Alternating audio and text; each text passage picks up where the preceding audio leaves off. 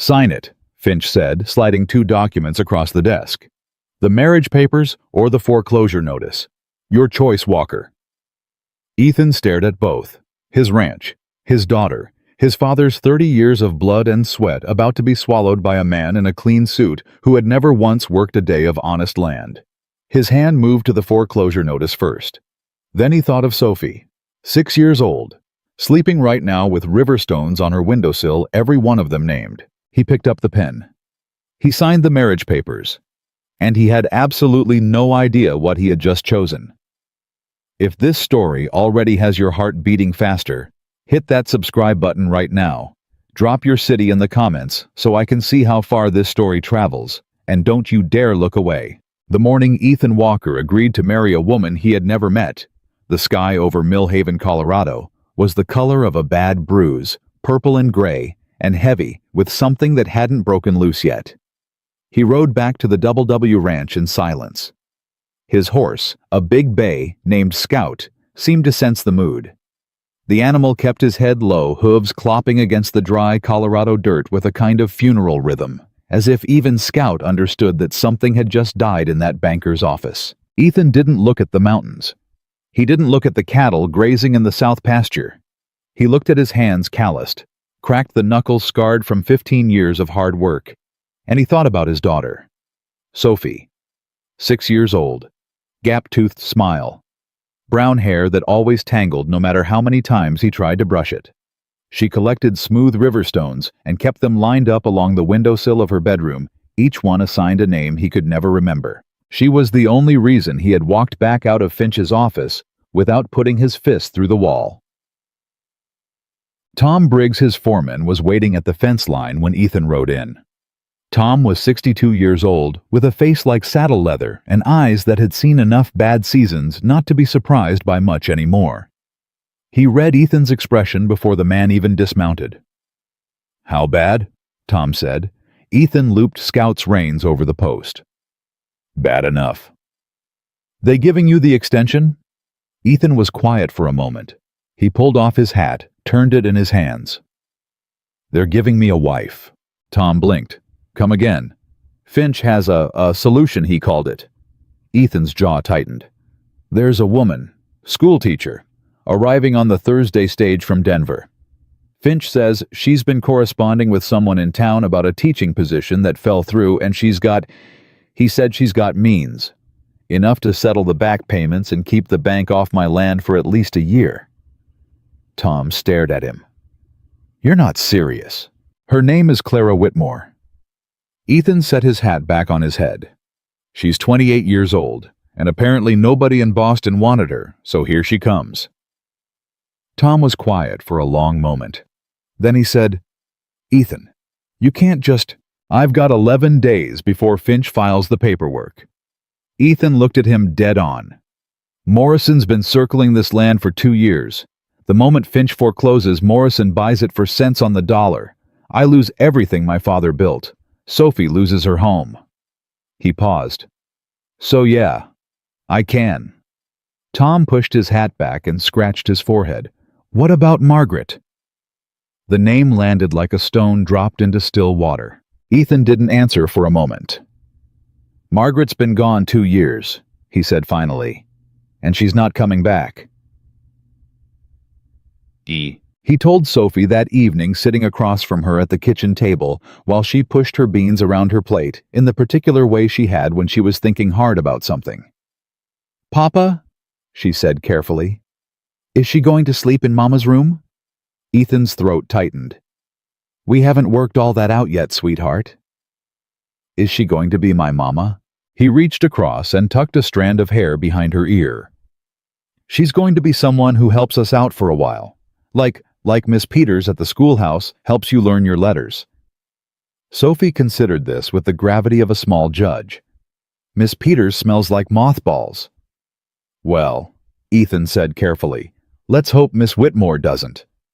Sophie almost smiled. Almost. "Papa," she said again, quieter this time, "are we going to lose the ranch?" He looked at his daughter, really looked at her, and felt something in his chest that he didn't have a name for. It wasn't grief exactly. It was heavier than grief.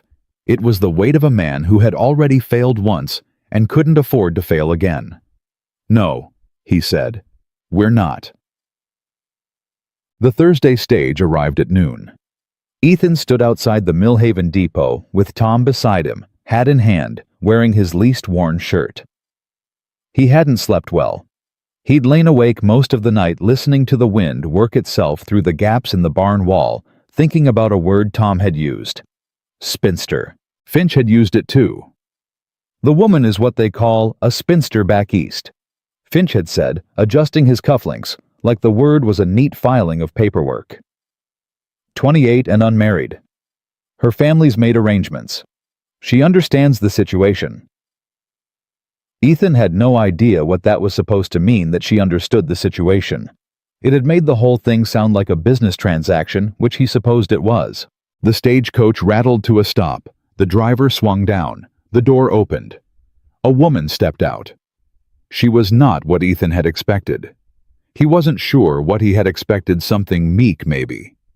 Someone who looked like a woman who hadn't been chosen. But Clara Whitmore stepped down from that coach with her spine straight and her chin level and her gray eyes moving across the street with calm, precise attention, the way a person surveys a room before deciding where to stand in it. She was wearing a dark blue traveling dress, practical, but not shabby. Her brown hair was pinned neatly under a hat. She had a leather satchel over one shoulder and a small trunk that the driver was already unloading from the top of the coach. Her eyes found Ethan in exactly 3 seconds. She walked toward him. "Mr. Walker," she said. Her voice was steady, clear, the kind of voice that was used to being heard across a classroom. "I'm Clara Whitmore, Miss Whitmore." He shook her hand. Her grip was firm. He hadn't expected that either. She looked at him the way a person looks at a contract before they sign it carefully without flinching. "You look like you slept poorly," she said. Beside him, Tom made a sound that might have been a cough or a laugh. "I slept fine," Ethan said. "All right," she said simply. And then she turned to Tom. "And you are Tom Briggs," Tom said, pulling off his hat. "Foreman, ma'am. Mr. Briggs?" She nodded. Then she turned back to Ethan. "I'd like to see the ranch before the ceremony, if that's agreeable. I prefer to understand what I'm committing to before I commit to it." Ethan looked at her for a beat. "The ceremony's at 4 o'clock. Then we have time." She picked up her satchel. "Shall we?" He drove her out to the Double W in the wagon. Tom rode behind on horseback with the trunk. For the first several minutes, neither of them spoke. Clara sat beside him on the bench, with her hands folded in her lap, watching the Colorado landscape with that same measured attention she'd turned on everything else. Finally, she said, "How much do you owe?" He glanced at her sideways. "That's a direct question." "I'm a direct person." She kept her eyes forward.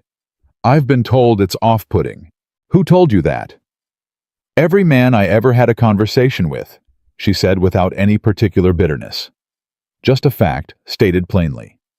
Ethan was quiet for a moment. Then he said, $4,200 to Finch's bank, plus a separate note to Morrison for equipment I financed 3 years ago that he's now calling due. Morrison's been buying up land in this valley for 2 years. He wants the Double W. The water rights on my east parcel are worth more than the cattle, and he knows it. Clara absorbed this. "And your father built the ranch?" "Built it from nothing, 30 years. He died 4 years ago and left it to me and my brother. My brother sold his share to help with some other debts. It's just mine now." "And your wife?" She paused. "I'm sorry, you don't have to." "Margaret died of fever 18 months ago." He said it the way he always said it, now flat, contained like a door that had been nailed shut. "She was sick most of the year before that." "I'm sorry," Clara said again. And it didn't sound like politeness. It sounded like she meant it. He didn't say anything. "Mr. Walker," she said after a moment, "I want you to know that I am not under any illusions about what this arrangement is." Mr. Finch explained the situation. "My own circumstances make this a reasonable solution for me as well. I don't expect anything from you except honesty and basic respect. That's all I'm offering in return." Ethan looked at her again. There was something in the way she said it. Honesty and basic respect, like they were the absolute floor, and she had learned at some cost that not everyone could clear it. "That's fair," he said. She nodded once. "Good." The double W came into view then, and she went quiet again. He watched her take in the main house, the barn, the bunkhouse, the pastures spreading out south toward the tree line. Her expression was unreadable. Then she said very quietly, "It's a good piece of land." And for the first time in as long as he could remember, Ethan Walker felt something small and stubborn push back against the weight in his chest. The ceremony was performed by Judge Harlan Price in the front parlor of the Double W with Tom as witness, and Sophie standing to the side in her good dress holding her hands together like she was at church. It took 11 minutes. The judge read the words in his flat, practiced voice. Ethan repeated them. Clara repeated them.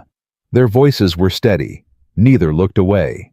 When the judge said, "You may kiss your bride," Ethan turned toward Clara and she turned toward him. And for one fraction of a second, something flickered across her face. Not fear, not reluctance, but something more complicated than either. Like a woman stepping off a cliff, she had already decided to step off of, and waiting to see if the landing killed her. He leaned in. She turned her face slightly, expecting his lips to find her cheek the way strangers did at such moments. His lips found the corner of her mouth instead. Not quite a kiss. Not quite, not one. Both of them pulled back at the same instant. Clara's composure returned in less than a second. He would have missed it if he hadn't been watching. But her eyes were wide for that one moment, and dark, and not at all as composed as the rest of her. Sophie looked between the two of them. "Are you married now?" she asked. "Yes." Clara said, her voice perfectly steady. "Okay," Sophie said. And then she reached out and took Clara's hand. Just took it without being asked, the way a child trusts entirely on instinct, and said, "Do you want to see my rocks?" Clara looked down at her. Something moved across her face that Ethan couldn't name. "I would like that very much," Clara said. That night, after Sophie was in bed, Ethan found Clara standing in the kitchen, her jacket off. Her sleeves rolled to the elbow methodically, washing the dishes from the small supper they'd shared. She hadn't asked if she should do it. She'd just done it. "You don't have to," he started. "I know," she said. She kept washing. He stood in the doorway for a moment, unsure what to do with himself in his own house. "I moved your things into the room at the end of the hall," he said. It has its own window. Good morning, light." She turned slightly. "Thank you." It was the guest room. He paused. "My room is across the hall." "I understand," she said. He should have gone to bed. He didn't. "Miss Whitmore." "Clara," she said. "If we're going to do this, you can at least call me Clara." "Clara." He paused. "Why did you agree to this?" She set down the dish she was holding. She was quiet for a moment. When she turned to look at him, her expression was composed, but there was something underneath it, a kind of honesty that caused her to show.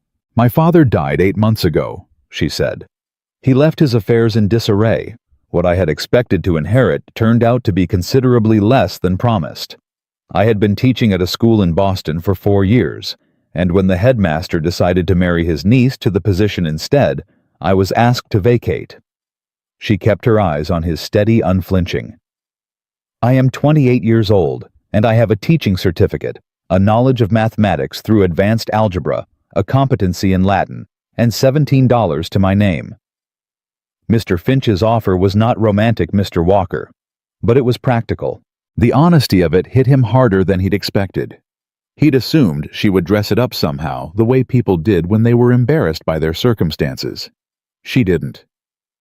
"Ethan," he said. "I beg your pardon?" "If you're calling me Mr. Walker, I'll never sleep," he said. "My name is Ethan." Something moved at the corner of her mouth. Almost a smile. Not quite. "All right," she said. "Ethan?" She picked up the last dish, finished washing it, set it in the rack. "I'll be gone from the kitchen by 5, she said, untying her apron. "I assume you and Mr. Briggs start the morning work before dawn. I don't want to be in your way." "You won't be," he said. She walked past him to the hallway, stopped. "Ethan?" Her voice was quiet but direct. "I want you to know that whatever else this is, I will not be a burden to you. I will pull my weight on this ranch. I was not brought up to sit idle." She said it the way she had said everything else, without drama, without softness, without apology. Like a woman who had learned that she was going to have to prove herself to every room she ever walked into, and had simply accepted that as the terms. He looked at her. "I believe you," he said.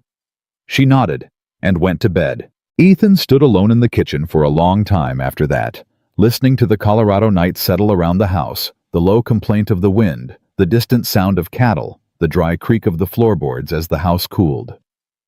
He thought about what she had said, honesty and basic respect. He'd been married for 7 years to a woman he had loved with his whole chest, and he had not always managed those two things perfectly. He wasn't sure how to feel about the fact that he'd just promised them to a stranger. But he had promised them. And Ethan Walker, whatever else could be said about him, had never broken a promise in his life. The trouble came on the 4th morning. He hadn't expected it so soon. He was in the barn at first light when he heard hooves. Too many hooves for Tom and the 2 ranch hands coming up the main road at a pace that was not friendly. He stepped out of the barn just as 3 riders pulled up in the yard, and he didn't need to see their faces to know who had sent them. The brand on their horses said it clearly. Morrison. The man in front was Pete Cullen, who managed Morrison's operations and enjoyed the work considerably too much. He was wide through the shoulders and narrow in the eyes, and he sat his horse like a man who spent a great deal of time deciding how much damage he could do before anyone stopped him. "Morning, Walker," Cullen said. "Cullen." Ethan kept his hands loose at his sides. "You're on my land. Boss wanted to pass along his congratulations on your marriage." The word marriage sat in Cullen's mouth like something he was tasting and not quite finding right. "Heard you found a woman willing to take the ranch off your hands." "Nobody said anything about taking anything," Ethan said. "Boss also wanted me to tell you that his offer on the east parcel still stands." Cullen leaned on his saddle horn. 5 cents on the dollar. Same as before. Before that water rights case Finch filed against you gets uglier. "There's no water rights case." "There will be," Cullen said pleasantly. "By Monday, I'd expect." The threat was clear and clean as a whip crack. Morrison was going to manufacture a legal challenge to the East Parcel water rights, which were the most valuable asset on the W, and use Finch's bank as the mechanism to tie Ethan up in litigation until he couldn't afford to fight anymore. Ethan said nothing. He was working through it in his mind, turning it like a stone. "You might want to discuss it with your new wife," Cullen said. His 2 men smirked. "Maybe she's got some schoolteacher opinions about water law." "You should go now," Ethan said. His voice was low. It was the voice he used right at the edge of something he didn't want to step over. Cullen smiled, pulled his horse around. Then he stopped. Because Clara Whitmore was standing on the porch. She had come out of the house quiet as a cat, and Ethan hadn't heard her over the sound of the horses. She was in her work dress, her hair still half-pinned, and she had a coffee mug in one hand, and was looking at Pete Cullen the way she had looked at Ethan that first day, calm, precise, entirely unimpressed. "Is there a problem?" she said. Cullen studied her. "You the school teacher." "I am Mrs. Walker," she said. "This is my property, and you are trespassing. I'd like you to leave." Cullen's smile thinned. He glanced at Ethan. "Pretty," he said, "for a spinster." "I've been called worse by better men," Clara said pleasantly. "Good morning." Cullen looked at her for a long moment. Then he turned his horse and rode out with his men, and the sound of hooves faded down the road. Ethan turned to look at Clara. She was sipping her coffee. "Water rights," she said without looking at him. That's what he was here about, wasn't it? He stared at her. You heard all of that. I heard enough. She looked at him over the rim of the mug. Do you have the original deed documents from when your father filed the East Parcel claim? He blinked. In the study, in the strongbox. I'd like to look at them today, she said. After breakfast. She turned and went back inside. Tom appeared beside Ethan from somewhere behind him. Ethan hadn't even heard him come up. Huh, Tom said. Ethan didn't say anything. She called it her property, Tom observed. She did. She also just ran off 3 of Morrison's men with a coffee cup. She did. Tom pushed his hat back. Ethan, he said carefully. I don't think she's what you expected. Ethan watched the door through which Clara had disappeared. He thought about the way she had stood on that porch, spine straight, chin level, not a flicker of fear in her face. He thought about the way she had said, "This is my property," like she'd been saying it all her life. He thought about the corner of her mouth, the part that was almost a smile, never quite. No, he said quietly. She's not. By noon, Clara had laid out all 4 deed documents on the kitchen table, organized them chronologically, and was comparing them against a territorial water rights statute she had asked Tom to ride into town and retrieve from the courthouse. She sat at that table for 2.5 hours. She had a pencil. She made small, precise notes in the margins of a sheet of paper. She didn't ask for help. She didn't make noise. She worked the way she had obviously worked all her life, with quiet, focused determination that didn't require anyone's permission or approval. Sophie sat across from her working on her letters. Ethan watched them both from the doorway for a moment, then turned away. He had a south fence to mend. He couldn't afford to stand in doorways thinking about things he didn't have words for yet, but he was thinking about them anyway. Yes. It was 2 hours before supper when Clara appeared at the barn door. Ethan was repairing a harness. He looked up. Her expression was different than it had been all morning. Not alarmed, Clara didn't do. Alarmed, he was already learning, but intent.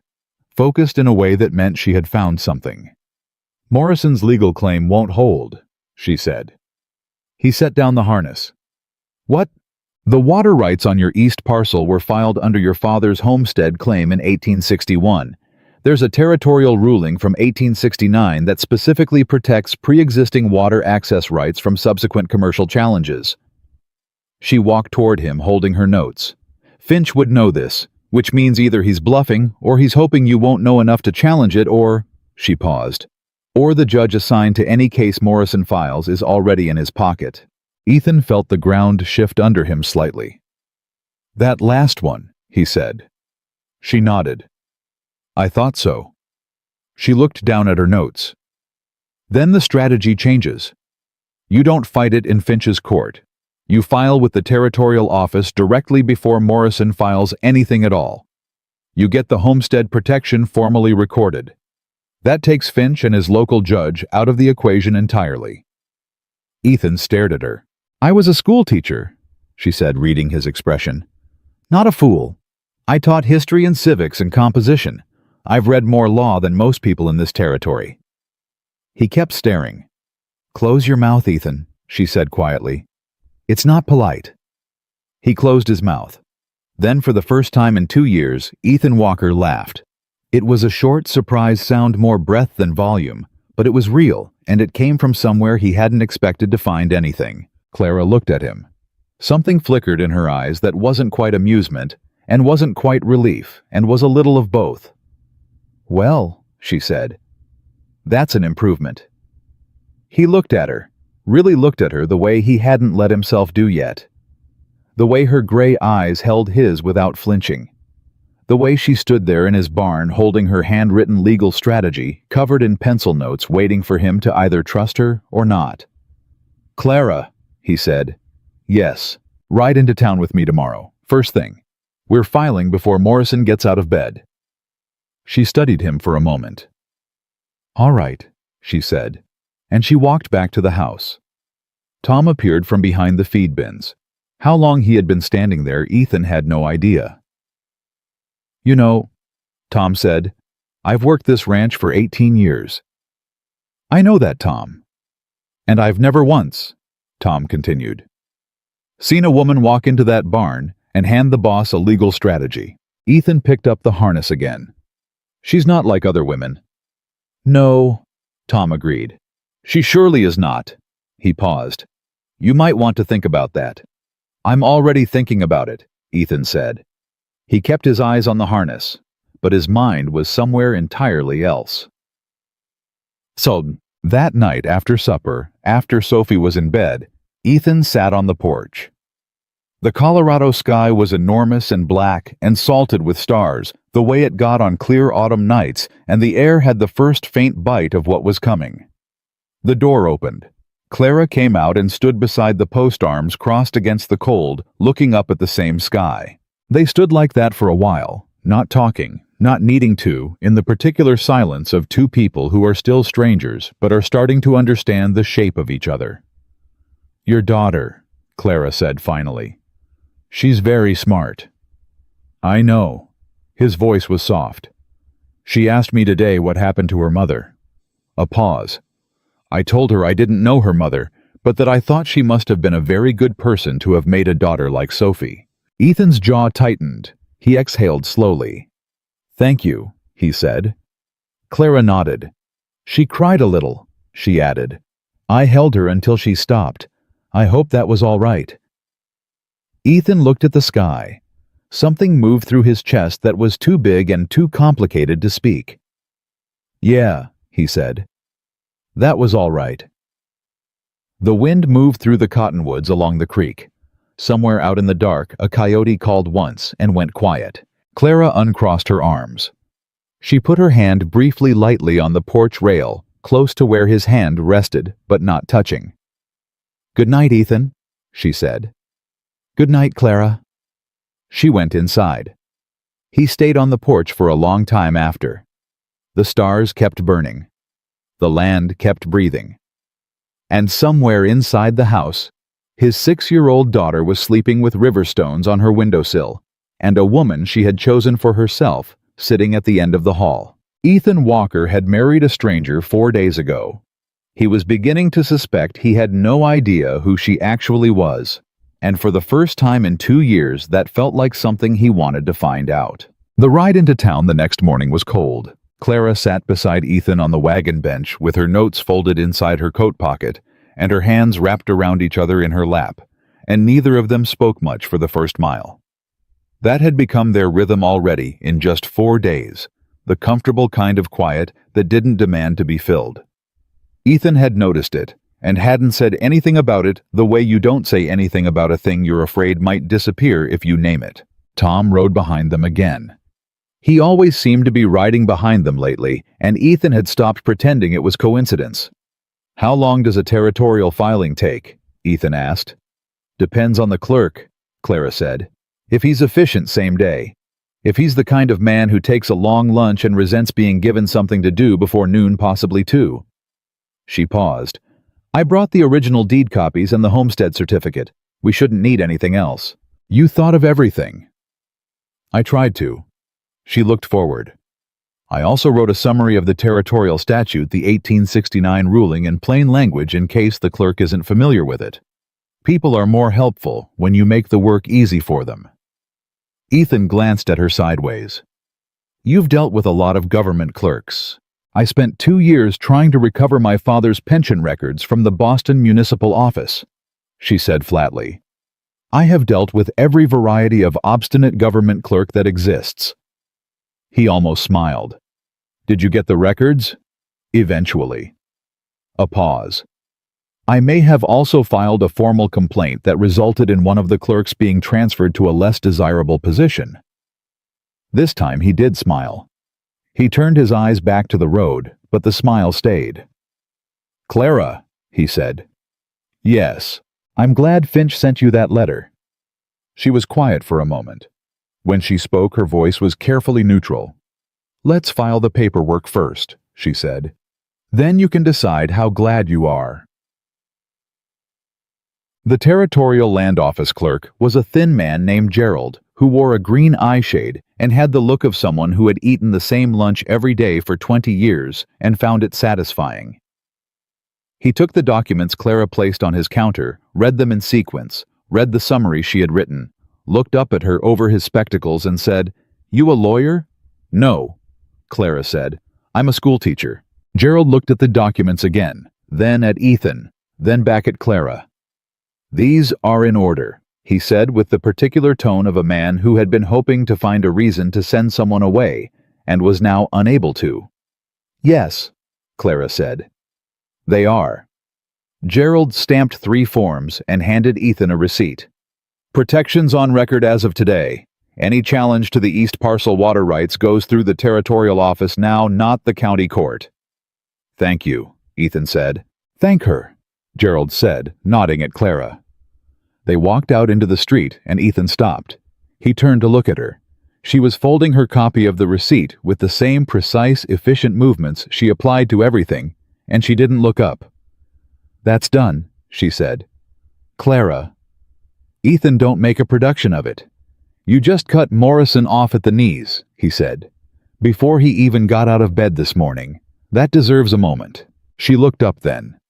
Her gray eyes met his, and there was that flicker again, the one that wasn't quite amusement, and wasn't quite something else, and was always gone before he could put a name to it.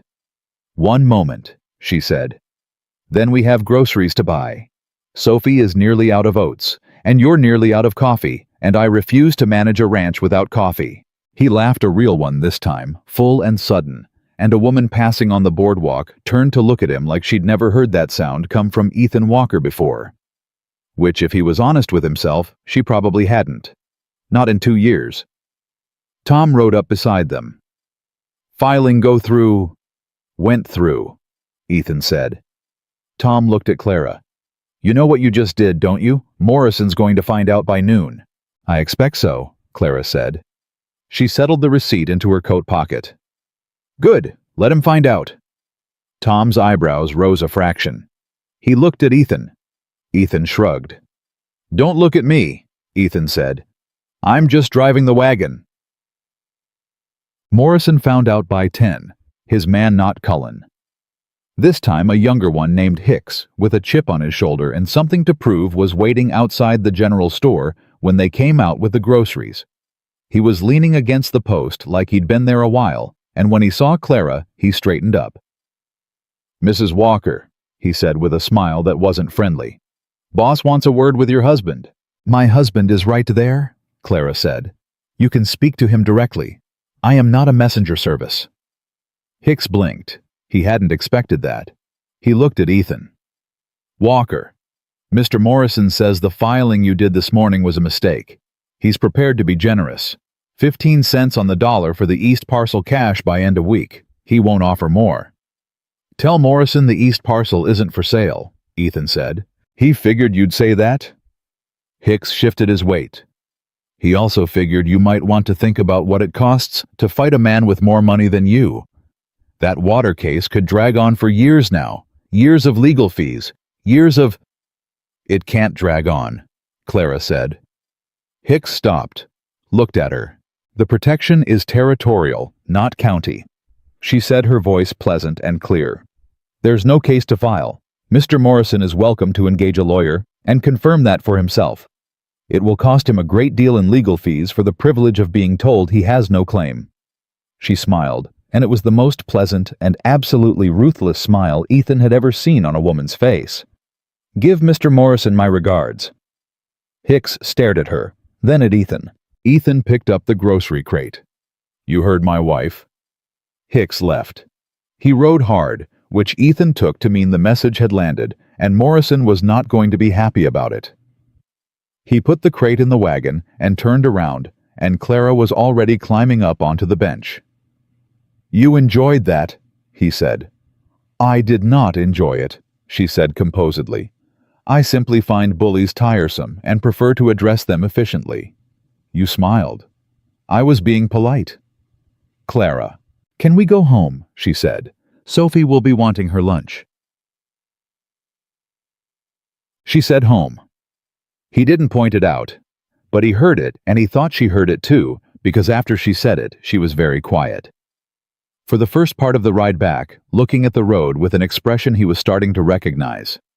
The one where she was feeling something she hadn't given herself permission to feel yet, and was keeping it carefully behind the part of her face that showed. He understood that expression. He'd been wearing it himself for 2 years. The ranch found its rhythm with Clara in it, the way a thrown stone finds the water with impact, and then a kind of settling. She was up before him every morning without exception. He would come downstairs in the dark to find the fire already built, the coffee already on, and Clara at the kitchen table with either Sophie's schoolwork or the ranch's account ledgers, or twice a medical text she had apparently packed in her trunk alongside her teaching materials. She ate quickly, she worked steadily. She did not complain about anything. What she did do on the 8th morning was walk into the barn while he was treating a cut on one of the mares and say, "Your account books are wrong." He looked up. "What?" "Your account books." She was holding the ledger. "The entry for the October feed purchase is listed twice, and you've been paying Morrison's equipment note at a higher interest rate than what's written in the original agreement. Someone changed the rate in the bank's copy, and nobody caught it." Ethan straightened up slowly. "Changed it?" "By 2%. Over 3 years, that adds up to a considerable overpayment." She set the ledger on the hay bale beside her. "I'd like to compare it against the original note from your strongbox." "Clara," his voice was very careful, "are you telling me Finch's bank has been overcharging me?" "I'm telling you the numbers don't match," she said. "I want to confirm it before I tell you what I think it means." He looked at her.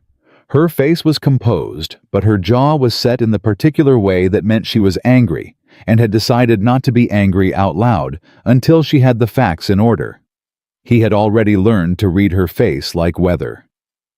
"Come on," he said. They compared the documents at the kitchen table. Clara laid them side by side. She put her finger on the number in the original note, 4%, and then on the number in the bank ledger, 6%, and said nothing. Ethan said it instead. "They've been stealing from me." The documentation would suggest someone altered the bank's copy of the note at some point after it was signed, she said. "Yes." "Finch," he said. It wasn't a question. "I don't know who made the change," she said. "But I know who benefits from it." She looked at him. "Ethan, this is leverage. If you bring this discrepancy to a neutral attorney before Finch realizes you found it, you have grounds to challenge the entire loan arrangement, including the foreclosure threat." Ethan sat back in his chair. He ran his hand over his face. He was thinking about all the late nights he'd sat at this same table trying to make the numbers work. Thinking it was him. Thinking he must have done something wrong in the management. Wondering how his father had made this land pay, and why it wouldn't do the same for him. All that time someone's hand had been in his pocket. "I should have caught this," he said. "You were grieving," Clara said quietly, "and running a ranch alone, and raising a child." She paused. "You're one person, Ethan. You can't see everything." He looked at her. "You saw it in 8 days." "I was looking," she said simply. I didn't have anything else to look at. Something about the way she said that, "I didn't have anything else," hit him differently than she had probably intended it. He thought about her at that kitchen table every morning, her precise handwriting in the margins. The way she never said "I did this" or "I found that," but instead just laid the evidence in front of him and let him see it for himself, like she understood that a man's pride needed room to breathe. "Clara," he said. She waited. "Thank you." He said it plainly without making it too large or too small. "I mean that." She held his gaze for a moment. Then she nodded and gathered the documents into a neat stack and said, "Do you know an attorney you trust outside of Millhaven?" "Denver," he said. "Man named Curtis. He handled my father's estate." "Write to him today," she said. "I'll draft the summary of the discrepancy if you like." "I'd like," he said. She stood up. He stood up too, and they were briefly closer than they usually let themselves be on opposite sides of the kitchen table. He could see the tiredness around her eyes that she never mentioned, and the small ink stain on the side of her right hand that was always there from the pencil, and the way she held herself always like someone who had learned early that the world would look for a reason to dismiss her, and had decided quietly and permanently to give it none. He wanted to say something. He wasn't sure what. "I'll start the letter," she said, and moved past him. Tom found Ethan by the fence line an hour later. "She's something," Tom said without preamble. "She found the interest rate discrepancy," Ethan said. Tom was quiet for a moment. "Finch?" "Most likely." "So Finch and Morrison are working together?" "Always suspected it," Ethan said. "Now we might be able to prove it." Tom looked at the horizon. "You know what this means. If they figure out she found it before you can get that letter to Curtis." "I know. Morrison doesn't play clean, Ethan." "I know that too." Tom said nothing more. He didn't have to. The thing they were both thinking sat between them in the cold air like smoke from a dead fire, and it had a shape now that it hadn't had before, because Morrison coming after the ranch was one thing, but Morrison coming after the ranch with Clara Whitmore in it was something Ethan hadn't calculated for when he'd signed those papers in Finch's office. He hadn't planned on having someone to protect. He hadn't planned on a lot of things. Sophie got sick on the 12th day. Not badly at first, just a low fever and a sore throat that made her quiet in a way that was wrong for a 6-year-old. Ethan sat on the edge of her bed after supper and felt her forehead and felt his stomach drop the way it always did when Sophie was sick, because he had watched his wife die of a fever that started quietly and turned fast. And no matter how many times Tom told him that children got fevers all the time, and it was different, he could not stop his body from going cold when he felt the heat in his daughter's skin. Clara appeared in the doorway of Sophie's room. She had a basin of water and a cloth and a small dark bottle he didn't recognize. "Move, please," she said. Not unkindly, practically. He moved. She sat on the edge of the bed where he had been and pressed the cool cloth to Sophie's forehead. Sophie looked up at her with heavy eyes. "Does your throat hurt bad?" Clara asked. "It hurts medium," Sophie said. "Medium is manageable." Clara uncapped the small dark bottle. "This is willow bark tincture. It tastes terrible. You have to be brave." "How terrible?" "Like licking a boot." Sophie made a face. "That's really terrible." "I know. But it'll bring the fever down, and tomorrow you'll feel better, and I'll make you honey toast." She measured out a small amount into a spoon. "Deal." Sophie considered it. "With cinnamon." "With cinnamon," Clara confirmed. Sophie took the medicine. Her face went through 3 separate stages of disgust. Clara watched her without laughing, though it was close, and then she straightened the blanket and tucked it under Sophie's chin with a practiced efficiency that looked to Ethan watching from the doorway, uncomfortably, like something it wasn't his place to name. "Sleep," Clara told her.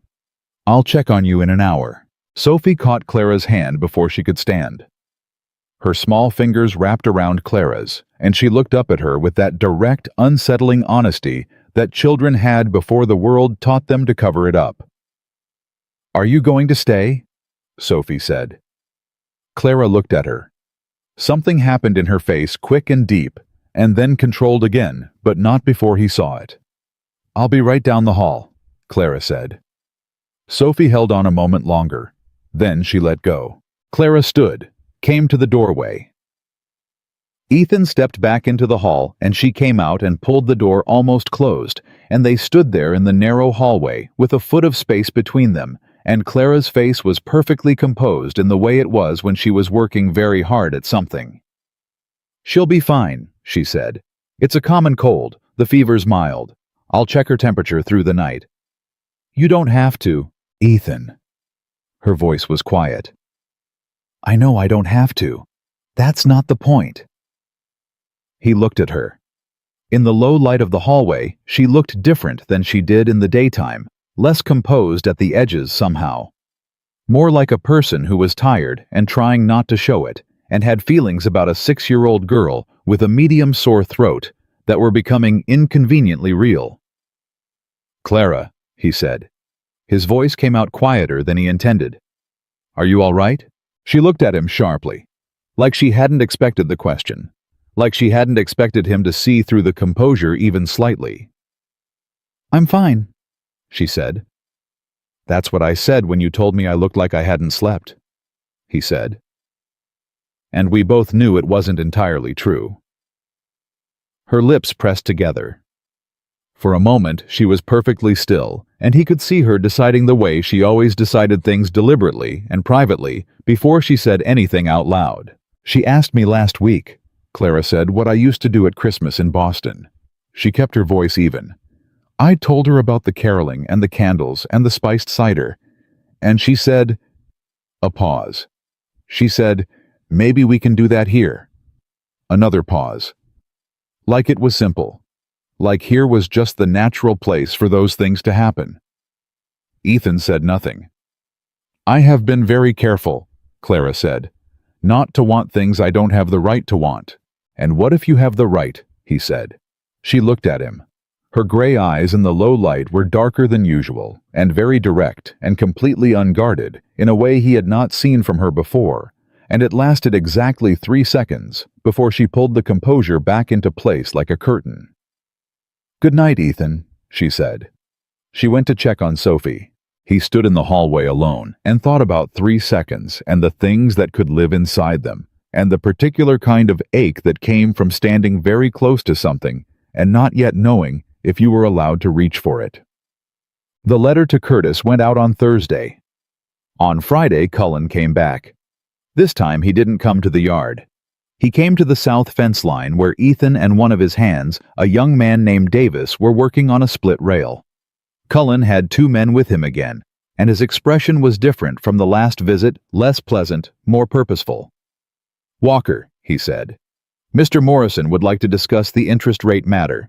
Ethan's hands went still on the fence rail. He kept his face blank. "Don't know what you're talking about." "I think you do," Cullen said. "I think your wife went through your books and found something she shouldn't have been looking for." He paused. "Mr. Morrison isn't angry. He understands that a new bride wants to be useful. He'd just like the document returned."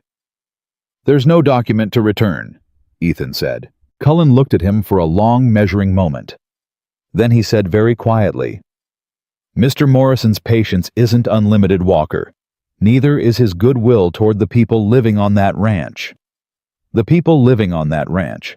Not Ethan, not the property. The people." Ethan held Cullen's gaze and felt something go cold and hard in his chest. "You ride off my land," he said. "Right now.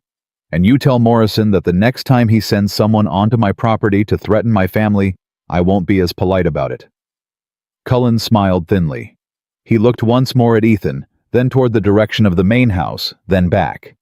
It was a look that was meant to be a message, and it was. He rode off. Ethan turned to Davis. "Ride back to the house. Don't run, don't alarm anyone. Just stay close today." Davis looked at him. "Yes, sir." Ethan gripped the fence rail and stood there for a moment after Davis rode away. The cold Colorado wind came across the pasture and hit him full in the face, and he let it because he needed something to stand against while he worked through the thing Cullen had just told him without saying it. Morrison knew about the documents, which meant someone had told him. Which meant there was someone in Millhaven watching the W. Someone who knew what Clara had found. Someone who had been close enough or connected enough to know that a woman who had been in this valley for 12 days had just become the most dangerous person to Morrison's interests in the entire county. He turned his horse toward home. He rode faster than he should have. He needed to get back to Clara. He was not going to examine too closely why that thought came first, before the land, before the legal strategy, before everything else. He just rode. She was in the kitchen when he came in, standing at the counter with Sophie on a stool beside her. The two of them apparently in the middle of a reading lesson, with a primer open on the counter. Sophie was sounding out a word with great concentration, her brow furrowed, her finger moving under the letters. Clara looked up when Ethan came in. She read his face in less than a second. "Sophie," she said without changing her tone at all, "why don't you practice that page on your own for a few minutes? I need to talk to your papa." Sophie looked between them. She had her mother's instinct for the temperature of a room. "Is something bad happening?" "Nothing you need to worry about," Clara said. "Read the page. If you get through all of it, cinnamon toast." Sophie looked at her, then at Ethan, then apparently deciding that cinnamon toast was a fair trade for not knowing what the adults were talking about. She bent her head back over the primer. Clara walked past Ethan into the hallway. He followed and pulled the door closed behind him. "Cullen came to the south fence," he said. Her expression didn't change. "Morrison knows about the documents." "Yes." She was quiet for a moment. "Someone in town. Has to be. Someone who knew you'd been to the land office. Someone connected to Finch." Clara pressed her lips together. She was thinking he could see it the way her eyes went inward for a moment. "The clerk," she said. "Gerald. He saw the filing. And he would have if Finch asked him what business had come through the office in the past week." "Gerald's Finch's cousin," Ethan said. Clara closed her eyes briefly, opened them. "Of course he is. Clara." He kept his voice steady. "Cullen mentioned the people on the ranch, not the land. He made sure I knew the difference." The words landed the way he'd known they would. She straightened fractionally, which was the Clara Whitmore equivalent of someone else going pale. "All right," she said. Her voice was very controlled. "The letter to Curtis, is it already on the stage?" "Thursday's stage, yes. Then it's too late for Morrison to intercept it." She was moving through it methodically. He could see her doing it the way she moved through everything one piece at a time, no wasted motion. "He can threaten. He can intimidate. But if Curtis has the discrepancy in writing from a client of record, Morrison can't make it disappear." She looked at him. "We hold. We don't bend. We don't give him anything." "And if he decides intimidation isn't enough," Ethan said. She held his gaze. "Then we deal with that," she said, "when it comes." He looked at her, this woman who had come to his ranch 2 weeks ago as a stranger in a blue traveling dress with a firm handshake and $17 and a working knowledge of territorial water law, and he felt something shift in him, the way tectonic things shift, deep and slow and permanent. "Clara," he said. "Don't," she said quietly. "I haven't said anything yet. I know what you're going to say." Her voice was soft but firm. "And I need you to not say it yet. Because if you say it, and then something happens to the ranch or to—" She stopped, collected herself. "Let's win first, then say things." He looked at her for a long moment. "Okay," he said. She nodded, turned toward the kitchen door. "Clara." She stopped. He waited until she turned back. "Whatever happens with the ranch," he said carefully, "you should know that you are not a temporary solution. I want you to know that." She looked at him. The composure was still there, but something behind it was very still, like water after a stone drops in just before the ripples start. "Win first," she said again, but her voice was different this time. Softer, like something she was saying to herself as much as to him. She went back to Sophie and the reading primer and the promise of cinnamon toast. Ethan stood in the hallway and realized with the sudden certainty of a man who has been walking slowly toward something without knowing it, that he had stopped thinking about this as an arrangement somewhere around the 8th day. He just hadn't admitted it yet. And now Morrison's men were riding his fence line, which meant he was running out of time to be slow about anything. The letter from Curtis arrived on a Tuesday, 9 days after Ethan sent it. Clara was at the kitchen table when Tom brought it in from the stage depot, still in her apron. Sophie's arithmetic spread across one end of the table, and the ranch's feed cost calculations spread across the other. She had a system schoolwork on the left ranch, work on the right, her coffee in the middle. And it had evolved so naturally in the past 3 weeks that Ethan sometimes forgot it hadn't always been there. He opened the letter standing up. Read it once. Read it again. "Well," Clara said. He set it down on the table in front of her. She read it. He watched her face. Curtis had confirmed it. The interest rate alteration was real, documented, and in Curtis's professional opinion, prosecutable. He had already contacted a colleague at the territorial attorney's office in Denver. He needed Ethan in Denver within the week with the original loan documents and Clara's written summary, which Curtis called, and Ethan saw Clara's expression shift almost imperceptibly when she read this part, the most clearly reasoned legal analysis I have received from a non-attorney in 20 years of practice. She set the letter down. Denver, she said. Thursday stage, Ethan said. I'd be gone 4, maybe 5 days. She was quiet for a moment. He could see her thinking not about herself. He knew her well enough now to know that, but about the ranch.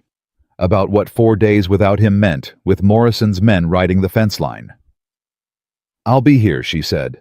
Clara. Tom is here. Davis is here. She looked at him steadily. Ethan, you have to go. This is the evidence that takes Finch and Morrison apart. You can't send someone else. I know that. He pulled out the chair across from her and sat down. Which was something he did now when he needed to talk to her seriously. Came to her level, which was not a thing he had ever thought much about, until he noticed that she seemed to breathe differently when he did it. I'm not worried about the ranch. She waited. I'm worried about you, he said. And Sophie. She held his gaze. The thing that always moved behind her eyes when he said something like that, something private, and carefully kept moved again. We'll be careful, she said. That's not the same as safe. No, she agreed. It's not. She folded her hands on the table. But Ethan, if you don't go to Denver, there is no safe. Morrison takes the ranch. Sophie loses her home. And all of this. She gestured between the two of them with one hand. A small, unguarded gesture that she seemed not to notice she'd made. All of this is for nothing. He looked at her hand, then at her face. Then he picked up the letter and folded it and put it in his shirt pocket. I leave Thursday morning, he said. I want Tom armed. I want Davis sleeping in the bunkhouse and not riding out alone. And I want you to promise me something. What? If Cullen or any of Morrison's men come onto this property while I'm gone, he said, you don't go out to meet them. You don't talk to them. You send Davis for the sheriff and you stay inside with Sophie. She opened her mouth. Clara. She closed it, looked at him. Something in her expression said she wanted to argue the point, and had decided this one time not to. All right, she said. Thank you. Don't thank me yet, she said. I agreed to it. I didn't agree to like it. He left Thursday. He kissed Sophie on the top of her head at the door, and she wrapped both arms around his neck and said, Hurry back, Papa, in her serious way, and he held on a beat longer than he needed to. Then he turned to Clara, who was standing 2 feet away, with her hands clasped together in front of her apron, and the morning light was doing something to her face that he didn't have time to think about. 4 days, he said. I know. He picked up his bag, stopped, turned back. Clara. He reached out and put his hand briefly on her arm, just his hand on the sleeve of her dress above the elbow, and it was the most deliberate thing he had done since he'd married her, and they both knew it. Thank you. For all of it. She looked at his hand on her arm, then at his face. Her gray eyes were very direct, and for one moment completely unguarded. Come back safe, she said. He rode out. He did not look back because he knew if he did, he would find a reason to stay, and he couldn't afford the reason. The first 2 days without him were quiet. Too quiet. Clara worked. She always worked, that hadn't changed, but there was a different quality to it now, a kind of focused intensity that Sophie seemed to pick up on because she stayed close and didn't wander the way she usually did. On the second evening, Tom came to the back door. Rider on the South Ridge, he said, just watching, Morrison's brand. Clara set down her pencil. How long? Hour, maybe. All right, she said. Keep Davis on the north side. If he comes down, we get the sheriff. Tom nodded, looked at her. You're doing fine, Mrs. Walker.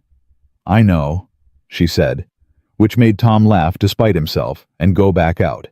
She went back to her work, but she moved her chair slightly so she could see the window. Ethan came back on the 5th day, not the 4th. Clara was at the barn with Tom looking at a mare who'd been favoring her left foreleg since morning when she heard Scout's hooves on the road and felt something in her chest loosen that she hadn't realized had been pulled tight. She turned around. Ethan rode into the yard, and even from 50 feet away, she could see something was different. He was holding himself more carefully than he usually did, and his face when he pulled Scout up and dismounted had a tight, controlled quality that she recognized as a man working to manage pain.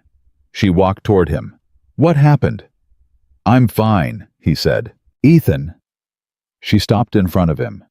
She looked at the way he was holding his left arm slightly away from his body, the way he'd favored his right side dismounting. "What happened?" He looked at her for a moment.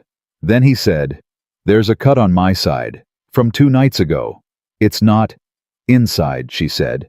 "Now." "Clara, I need to talk to Tom about—" "Tom can wait." Her voice was very calm and completely immovable. "Inside."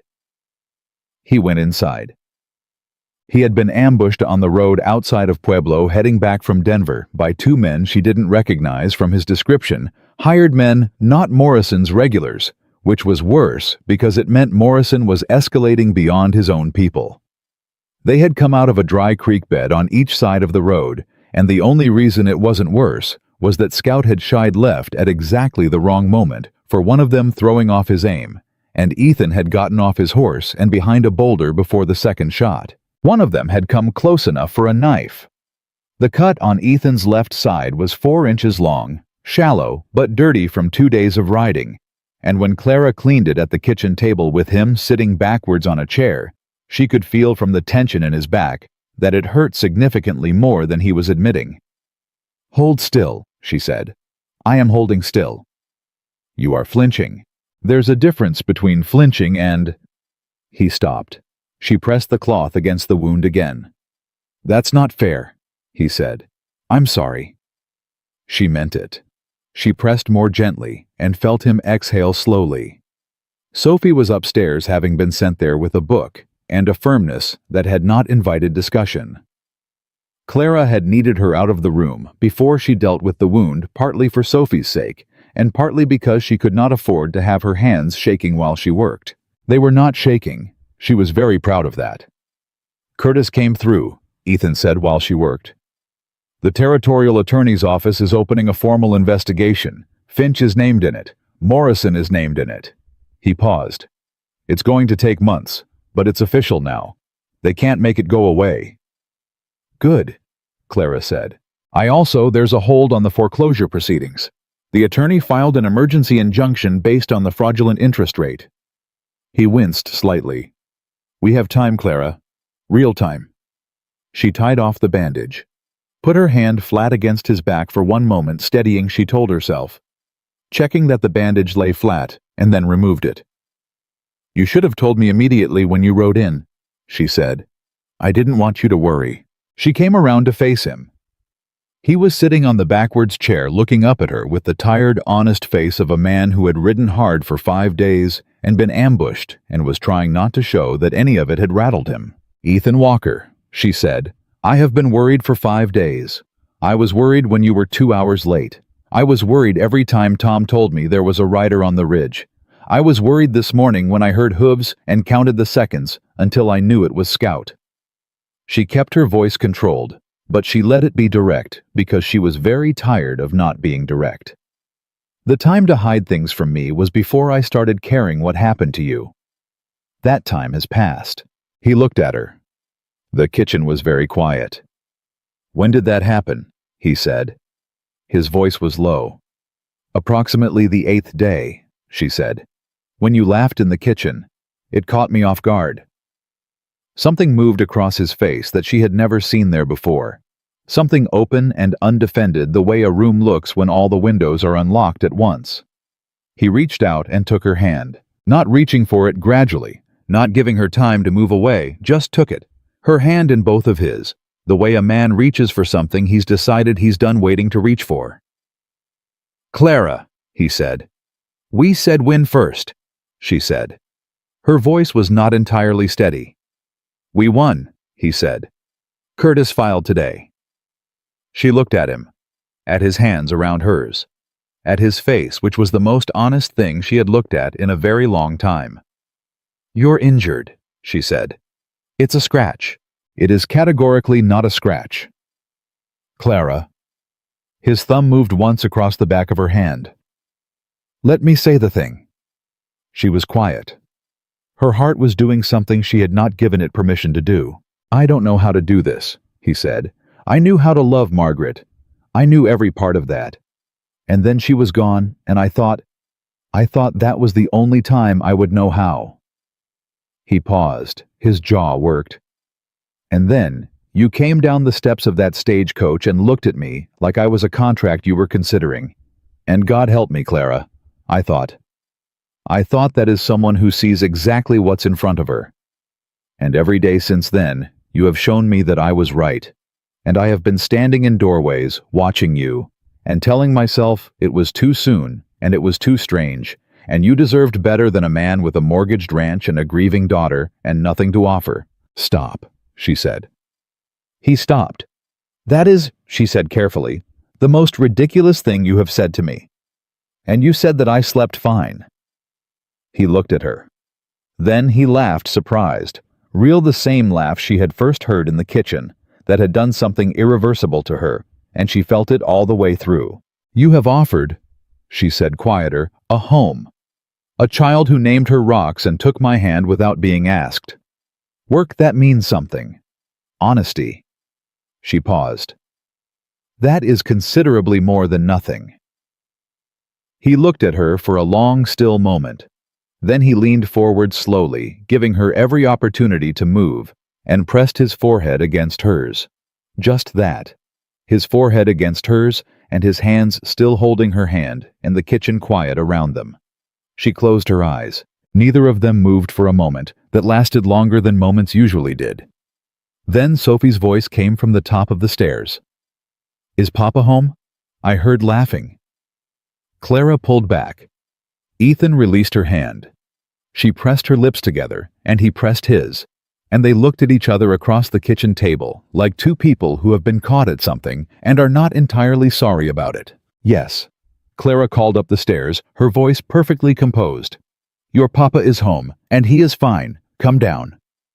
Sophie came thundering down the stairs with the particular enthusiasm of a 6-year-old who had been patient for approximately as long as she was capable of being, and she launched herself at Ethan from the 3rd step in a way that made him grunt and grab his left side.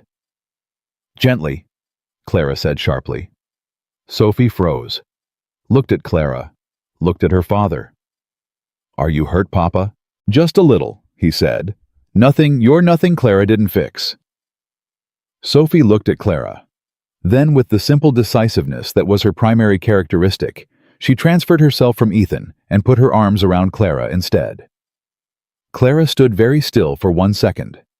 Then she put both arms around Sophie and held her, and her eyes went briefly privately to Ethan over the top of Sophie's head. He was looking at her with an expression she had no category for.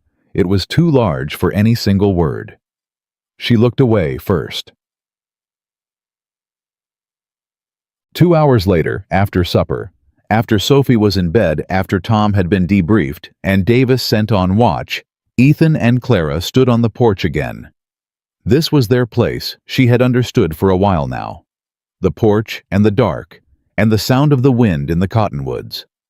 It was where they were most honest with each other, which was probably because there was nothing to look at but the dark, and in the dark, all the careful expressions were harder to maintain. "Morrison sent those men," Ethan said. "In Pueblo. He knew my route." "Someone told him," Clara said. "The clerk again, or someone at the stage office." "Probably," he exhaled. "He's not going to stop Clara, even with the investigation. Men like Morrison don't stop because of legal proceedings. They stop when they run out of options." "I know," she said, which means, he paused. "I need you to be more careful than you have been. I need you to tell me if anything feels wrong. I need—" He stopped. Tried again. "I have not had anyone in this house that I was afraid for," he said, "in a long time. And I find that I am not—" I don't handle it the same way I handle everything else." She looked at him sideways in the dark. "What way do you handle it?" "Badly," he said frankly. "I rode home 2 hours faster than I should have with a 4-inch cut in my side because I needed to make sure you were here." She was quiet. "That probably sounds—" "No," she said. "It doesn't." She wrapped her arms around herself against the cold. "When Tom told me there was a rider on the ridge that second night, I thought about going out to deal with it myself. I had made it as far as the door." He turned to look at her. "Then I thought about what you'd asked me to promise," she said. "So I stopped." She paused. "That probably sounds unlike me." "A little," he admitted. "I found," she said carefully, "that I wanted to keep the promise more than I wanted to handle the situation myself, which was unexpected." She looked at the dark. "I don't think I have ever wanted to keep a promise to someone more than I wanted to do what I thought was right." "And which of us is that about?" he asked. "The promise or the person?" She turned to look at him. "The person," she said quietly. He reached out in the dark and found her hand, and this time she gave it to him without hesitation, and they stood there on the porch of the Double W Ranch, with the Colorado night enormous around them, and Morrison's shadow still on the land, and a legal investigation in Denver, and a healing knife wound, and a sleeping 6-year-old upstairs. And none of that made the warmth of her hand in his any less real. "Win first," he said after a while. "We won," she said. "Then I would like it," he said, "to try this properly. Whatever this is, whatever it becomes." He paused. "If you want that." She was quiet for long enough that he started to think he'd misread everything. Then she said, "I brought 17 books in my trunk." He blinked. "What?" "When I came here, I packed 17 books, which is what a person brings when they think they're going to be very lonely." She looked at him. "I have not opened a single one." He understood what she was saying. He felt it move through him like heat from a fire. "Clara," he said. "Yes," she said. "To whatever you were going to ask." "Yes." He lifted her hand and pressed his lips briefly, deliberately to her knuckles. Not to the corner of her mouth this time, not accidentally. A clear, quiet statement of intent from a man who was done being slow. She looked at their hands. "We still have Morrison," she said. "I know. And Finch. And the investigation. And the ranch. I know all of that." "All right," she said. And then so quietly, he almost missed it. "I'm glad I didn't open the books." Above them, the Colorado sky burned with stars. The wind came across the pastures and the cottonwoods bent and straightened, and somewhere in the barn, Scout shifted in his stall, and the Double W breathed around them, the way a place does when it has finally decided you belong in it. Morrison was still out there. But for the first time since any of this had started, Ethan Walker felt like what he was riding toward was worth more than what was riding after him. And Clara Whitmore, who was Clara Walker, she remembered, had been for a month now and was starting for the first time to feel what that meant, stood beside him on the porch and did not go inside. Not yet. Not for a long while yet. The morning after Ethan came home, Clara made him stay in bed until 9 o'clock. This was not a negotiation. She brought him coffee and told him flatly that a man with a 2-day-old knife wound, who had ridden hard through mountain terrain, had no business walking a fence line before his body had processed what had happened to it. And when he opened his mouth to argue, she held up one finger and said, 9 o'clock, with the same voice she used when Sophie tried to leave the table without finishing her vegetables, and he closed his mouth. Tom, when told, laughed for a solid 30 seconds. But the truth was that the forced stillness gave Ethan something he hadn't had in longer than he could name. Time to lie in the quiet of his own room and think, without the ranch demanding something from him every 30 seconds. And what he thought about almost exclusively was the porch. And the dark. And Clara's hand in his, and the way she had said yes to something he hadn't even finished asking. At 8:50, he heard her on the stairs. At 9 exactly, she appeared in his doorway with a fresh bandage and a look that said she had been watching the clock too, which she would never admit. "How does it feel?" she said, coming to sit on the edge of the bed. "Better," he said. And then, because they had agreed on honesty, stiff, but better. She unwrapped the old bandage with careful hands. He watched the top of her head while she worked. She had her hair partly down this morning. She must have come up before finishing her morning routine, and it fell across one shoulder in a way he had never seen before, because she always had it pinned before he came downstairs. He understood that she was letting him see something she didn't usually show. And he understood that she understood it too, and neither of them said anything about it. "Curtis sent a follow-up wire," she said, smoothing the new bandage into place. "Tom brought it up from town this morning. The territorial attorney's office has formally requested Finch's bank records for the past 4 years. Ethan went very still. "All 4 years. "All 4 years, she said. "Which means if there are other ranchers in this valley who have been paying falsified interest rates." "There will be," he said. "Morrison's been buying land for 2 years. Finch has been his mechanism." He sat up straighter. "Clara, if the territorial attorney's office finds a pattern, it's not just the double W. It's a coordinated scheme. That's not a civil matter anymore. That's criminal." She looked at him steadily. Yes, he let that land. "Morrison's going to panic. He's going to do something," she agreed. "Men like Morrison, when they feel cornered, they don't go quiet. They go fast." She tied off the bandage and sat back. "Ethan, I think we need to be very careful in the next 2 weeks. More careful than we've been." "How fast do you think he'll move?" "He sent men to ambush you on a public road," she said. "He's past calculating risk." He looked at her. There was something in her voice. Not fear, Clara didn't do.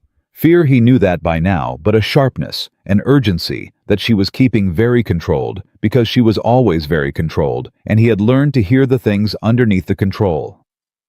"What are you not saying?" he said. She held his gaze. "I sent a letter to Curtis 2 days ago," she said. "Before you got home, asking whether there are grounds to request a territorial marshal, given the Pueblo ambush." He stared at her. "You did that without telling me." "You weren't here," she said. "And I made a decision." She kept her eyes steady on his. "If you're angry about that—" "I'm not angry," he said. He said it before he even knew if it was entirely true, and then he checked, and it was. He wasn't angry. He was something else. Something that felt like watching a person reveal another room in a house you thought you already knew completely. No. That was the right call." He paused. "It was the right call, Clara." Something in her exhaled that hadn't been visible as tension until it released. "Good," she said. "Did Curtis respond?" "This morning." She met his eyes. "He's filing the request today." Ethan was on his feet by noon against Clara's preference, but within the terms of what she called a reasonable compromise, which meant he could work at the desk in the study, but was not to ride out until tomorrow. He sat at his father's desk and looked at the walls, the photographs, the maps, the deed hanging in its frame, and felt the weight of the place settle around him the way it always did in here. That particular mixture of obligation and love that he had never found a word for. His father had built this land from nothing, had poured 30 years into the soil and the fences and the cattle and the water and the slow, patient work of making something that lasted. And Harold Finch and Gerald Morrison had spent 2 years trying to dismantle it with a pen and a falsified ledger. Clara appeared in the doorway. She was holding 2 cups of coffee and had Sophie on her hip, which was not a thing Clara usually did. Sophie was 6 and entirely capable of walking, but Sophie had evidently decided that today was a clinging day, and Clara had accommodated it without comment, which Ethan found every single time he witnessed it more moving than he knew how to express. "She wants to know," Clara said, "if she can bring her rocks in here." "Yes," Ethan said. Sophie immediately wriggled down and vanished upstairs with the particular velocity of a child who has gotten permission before anyone could reconsider. Clara set his coffee on the desk, looked at the frame on the wall, the original deed, his father's handwriting in the bottom corner. "He worked hard," Clara said. His whole life, Ethan said. Sophie has his eyes, she said. I noticed it in the photograph. He looked at her. He hadn't shown her the photograph. She had found it herself sometime in the past weeks, in the way she quietly found everything by paying attention. Yeah, he said. She does. Clara nodded once, then turned to go. Clara. She stopped. Sit down, he said. Please, you don't always have to be moving. She looked at him for a moment. Then she came in and sat in the old wooden chair by the window, the one that had been his mother's, and wrapped both hands around her cup.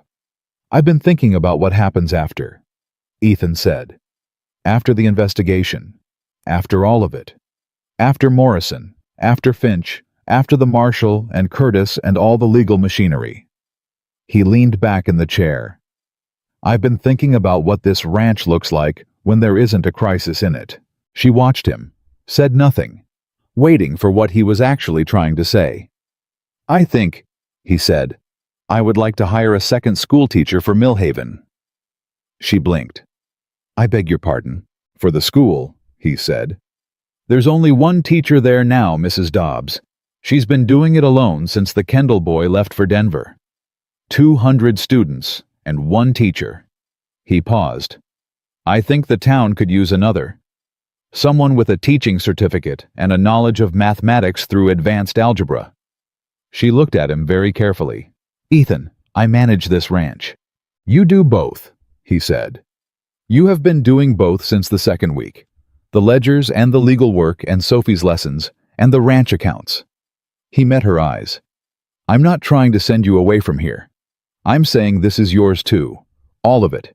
Whatever you want to build in it. She was very still for a moment. That is not what this arrangement was supposed to be, she said quietly. No, he agreed. It's not.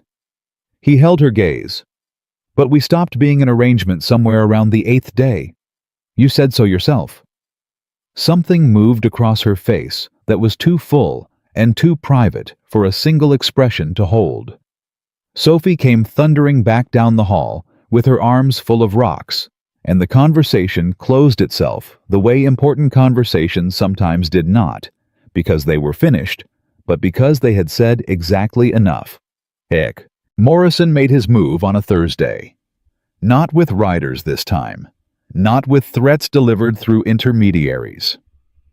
He walked into the Double W himself in the middle of the afternoon in a good suit with a polished hat, and he came to the front door instead of the yard, and he knocked. Clara answered it. She had seen him in town twice in the past month from a distance, a tall, heavy-shouldered man in his 50s with the kind of permanent confidence that came from decades of getting what he wanted. Up close, he was more deliberate than she'd expected. His eyes moved quickly, assessing, and they landed on her and stayed. Mrs. Walker, he said. Gerald Morrison. I believe we have mutual business to discuss. Mr. Morrison, she said. My husband isn't here. I know, he said pleasantly. He's in the south pasture with his foreman. I'd like to speak with you. She looked at him for exactly 1 second. Then she opened the door wider. Come in, she said. She heard Tom's voice in her head and Ethan's from multiple conversations telling her not to engage, not to negotiate, not to give Morrison anything. She heard all of that clearly, and she let him in anyway, because Clara Whitmore had not survived Boston and a failing father and a stolen position and $17 and a forced marriage by being the kind of woman who closed doors on information she needed. She took him to the front parlor, did not offer coffee, sat down across from him with her hands folded. You're cleverer than I expected, Morrison said, looking around the room with the proprietary attention of a man who had already been measuring things. Finch told me you were a school teacher. I am, she said. The filing with the territorial office, the letter to Curtis. He looked at her. That was you. My husband and I work together, she said. Of course. He smiled in a way that didn't reach his eyes. Mrs. Walker, I'm going to be direct with you because I suspect you prefer it. I do. This investigation is going to be unpleasant for everyone, he said. It will take years. It will cost money your husband doesn't have. It will involve attorneys and depositions and— It will also, Clara said, result in criminal charges for falsification of financial documents and conspiracy to commit fraud. Which is why you're here. He paused, recalibrated. I'd like to make an offer, he said. I'd like to hear it, she said.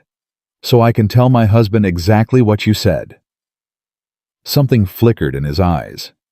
He hadn't expected her to say it out loud, to make it so plain that she was not here to make a deal but to gather intelligence. Full settlement of the loan, he said. Every cent, including the falsified interest. Clear title to the W, in exchange for the Walkers' withdrawal from the investigation and a signed statement that the interest discrepancy was an accounting error. Clara looked at him. You want us to lie to the territorial attorney's office, she said. I want us to resolve this quietly, he said, so that the other ranchers in this valley whose loans were also falsified don't find out they've been robbed, she said. The pleasantness dropped from Morrison's face. Just for a second. Then it came back. That's a strong word, he said. Robbed, Clara said again with great clarity. That's the correct word, Mr. Morrison. She stood up. You should leave now. He stood. He was significantly larger than her, and he let her feel that for a moment just stood at his full height and looked at her with the particular look of a man who was not used to being dismissed by women who were half his size. Mrs. Walker, he said, your husband is a stubborn man. Stubborn men in this valley have had difficulties. Is that a threat? She said. It's an observation, he said. It's a threat, she said. And I want you to know that this conversation has been very useful to me. Good afternoon. She held the door open. He walked out. He paused on the porch, put his hat on, and looked back at her with an expression that told her he had made a decision about something. She closed the door. Then she went to the study and wrote down every word of the conversation from memory in sequence, with Morrison's exact phrasing preserved where she could manage it.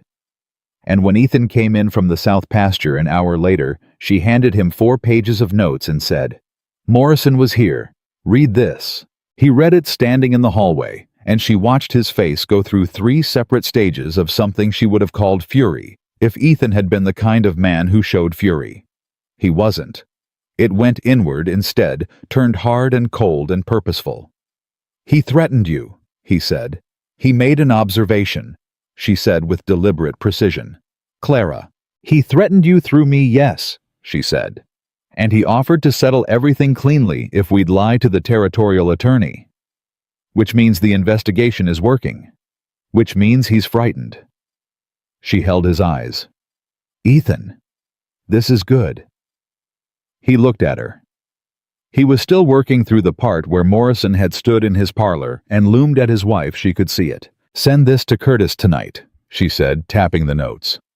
Morrison made an obstructive offer to a witness in an active investigation and followed it with a veiled threat. That's not a civil matter anymore. He looked at the notes, then at her. You let him in on purpose, he said. Yes. You sat him down and let him talk because you needed to know what he was offering. Yes. Clara, if he had— Tom was in the barn 20 yards away, she said. And I am not helpless, Ethan. She paused. Let that sit. Then more quietly. And I needed to know how frightened he was. Now I do. He put his hand on her face, cupped it briefly, his thumb at her cheekbone, and she went very still the way she always did when he touched her, like her whole body needed a moment to decide how to manage it. You terrify me sometimes, he said. I know, she said. I'm told it's off-putting. He laughed brief and low and pressed his forehead to hers the way he had in the kitchen, and she closed her eyes for exactly 2 seconds before she stepped back and said, Write to Curtis. Tonight. The marshal arrived on a Wednesday. His name was Cole Hadley, out of the territorial office in Denver, and he was a lean, quiet man with a badge and a complete absence of unnecessary conversation, which Clara appreciated immediately. He read her notes from the Morrison meeting twice, asked 2 precise questions, and told Ethan that Morrison and Finch were now under formal investigation for wire fraud conspiracy and witness intimidation. The witness intimidation, Ethan said. That's the Morrison visit. And the Pueblo ambush, Hadley said. We've identified the two men. They're talking. He looked at them both. Mr. Walker, Mrs. Walker, I'd like one of my deputies to stay on the property for the next 2 weeks, until we have enough to move on Morrison. Yes? Clara said before Ethan could assess it. Hadley looked at her with something that might have been approval. Cullen was arrested on a Friday at noon coming out of the saloon. 3 of his men were taken the same day.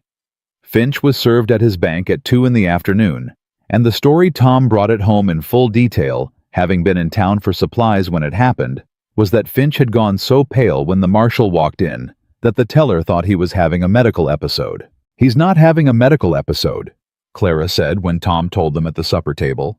He's having a legal episode, which is considerably worse. Sophie looked up from her plate. What's an episode? When someone gets exactly what they deserve, Clara said. Sophie thought about this. Like when Danny Purcell put a frog in Miss Harper's desk and then had to clean the whole schoolroom. Precisely like that, Clara said. Ethan caught her eye across the table and held it. And what passed between them in that look was too layered for language. Something between relief and gratitude, and the particular private warmth of 2 people who have built something together and are quietly acknowledging it. Morrison was arrested on the following Monday. Ethan was there when it happened, not by design, but because he had ridden into town to meet with Curtis about the formal discharge of the loan, and he was coming out of the attorney's office when Hadley and 2 deputies walked Gerald Morrison across the main street of Millhaven in handcuffs. Morrison saw Ethan. Stopped. The deputy kept him moving. But Morrison turned his head and his eyes found Ethan's, and whatever he saw there, a rancher who had not bent a man who had not sold his family's land, a woman's handwriting on 4 pages of notes that had become the centerpiece of a criminal case, whatever he saw, it cost him something. Ethan saw it cost him. Ethan didn't say anything. He put his hat on and walked to his horse and rode home. Clara was in the kitchen when he came in. She looked up from the stove. It's done, he said. She set down the spoon she was holding. Morrison, she said. This morning. Curtis is filing the discharge of the loan today. The bank, what's left of it after the investigation, has agreed to a settlement. We owe nothing. He paused. Clara, we owe nothing. The ranch is clear. She was perfectly still for a moment. Her hands were at her sides, and her face was doing the thing it did when she felt something large and was deciding how much of it to show. Then she pressed both hands flat on the kitchen counter and dropped her head forward, and her shoulders shook once, just once, and when she raised her head, her eyes were bright and her jaw was set, and she was not going to cry. He knew she was not going to cry, but it had been very close. Good, she said. Her voice was steady. He crossed the kitchen in 4 steps and put both arms around her, and she let him. Which was the thing he hadn't been sure about until it happened, and she pressed her face briefly against his chest, and her hands gripped the front of his shirt, and he held on. We did it, he said into her hair. We did, she said, muffled but clear. Sophie appeared in the doorway and stopped. She looked at her father holding Clara. Looked at Clara's hands in his shirt. Looked at both their faces. Is the bad stuff over? She said. Ethan looked at his daughter over Clara's head. Clara straightened and turned and crouched down to Sophie's level. Yes, Clara said. The bad stuff is over. Sophie considered her for a moment with those serious brown eyes that saw everything. Are you going to stay now? Sophie said. For real. Not just because of the ranch. Clara's throat moved. Sophie, she said carefully, I was staying before the ranch was settled. Sophie frowned slightly. When? The 8th day, Clara said. Sophie didn't understand that. But she accepted it the way she accepted most things Clara told her on trust, which was the highest thing a 6-year-old could offer. She walked forward and put her arms around Clara's neck, and Clara held her. And Ethan stood in his kitchen looking at the two of them and felt the thing in his chest that didn't have a name do something so large he had to look at the ceiling for a moment. That evening, the three of them sat on the porch together. Sophie was between them on the bench, leaning against Clara's arm, working her way through a piece of apple bread with the concentration she gave to things she enjoyed. The Colorado sky was doing what it did in the fall, going pink and copper and improbable above the mountains, and the double W lay around them in the particular piece of a place that had been fought for and held. "Clara," Sophie said through apple bread. "Don't talk with your mouth full," Clara said. Sophie swallowed. "Clara, are you and Papa in love?" Ethan went very still. Clara did too. Then Clara said without looking at Ethan, "What makes you ask that?" "Because you look at him like Mrs. Dobbs looks at her dog," Sophie said. "Like you're glad he's there even when he's not doing anything." Clara said nothing for a moment. Ethan said nothing either. He was looking at Clara. "That," Clara said finally, "is a very astute observation." "What's astute?" "Smart," Clara said. "Very smart." Sophie nodded satisfied and went back to her apple bread. Clara turned her head and looked at Ethan. The pink light was in her hair and she was not wearing her composure, like armor. Right now, she had it laid down somewhere, the way you lay down something heavy when you finally reach the place you were carrying it to. And she looked for the first time since she had stepped off that stage in her blue traveling dress like someone who was exactly where she meant to be. "She's not wrong," Ethan said quietly. "No," Clara said. "She's not." He reached across Sophie, who was entirely uninterested being focused on apple bread, and took Clara's hand, and she wove her fingers through his, and they sat like that while the light changed and the ranch breathed around them, and Sophie finished her apple bread, and eventually fell asleep against Clara's arm with her mouth open.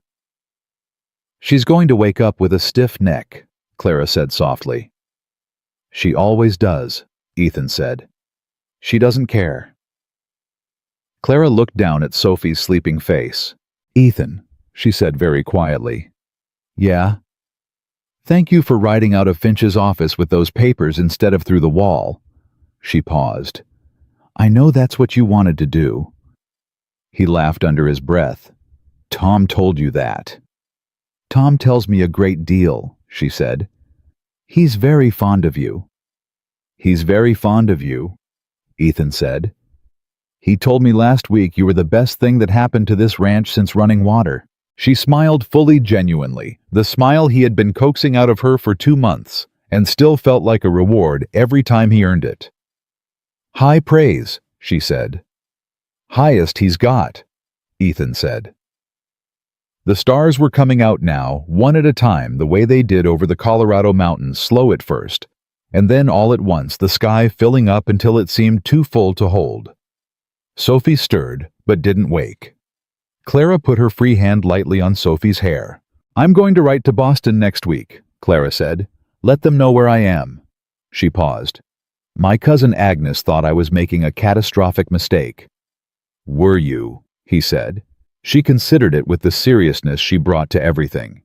"No," she said. "I was making the best decision I've ever made. I just didn't know it yet." She looked at him sideways. "You were also making the best decision you've ever made. You were just too busy being resentful about it to notice." He laughed fully this time. Sophie twitched. "Shh," Clara said. "You started it," he said. "I almost always do," she said, and her voice was warm with something that had no armor around it at all. He held her hand. Sophie slept. The double W held them all. Whatever was coming next, and they both knew something was always coming next, that was the nature of land and love and frontier living. It was coming for a family, a real one built piece by piece, from honesty and hard work, and the stubborn refusal to stop when stopping would have been easier.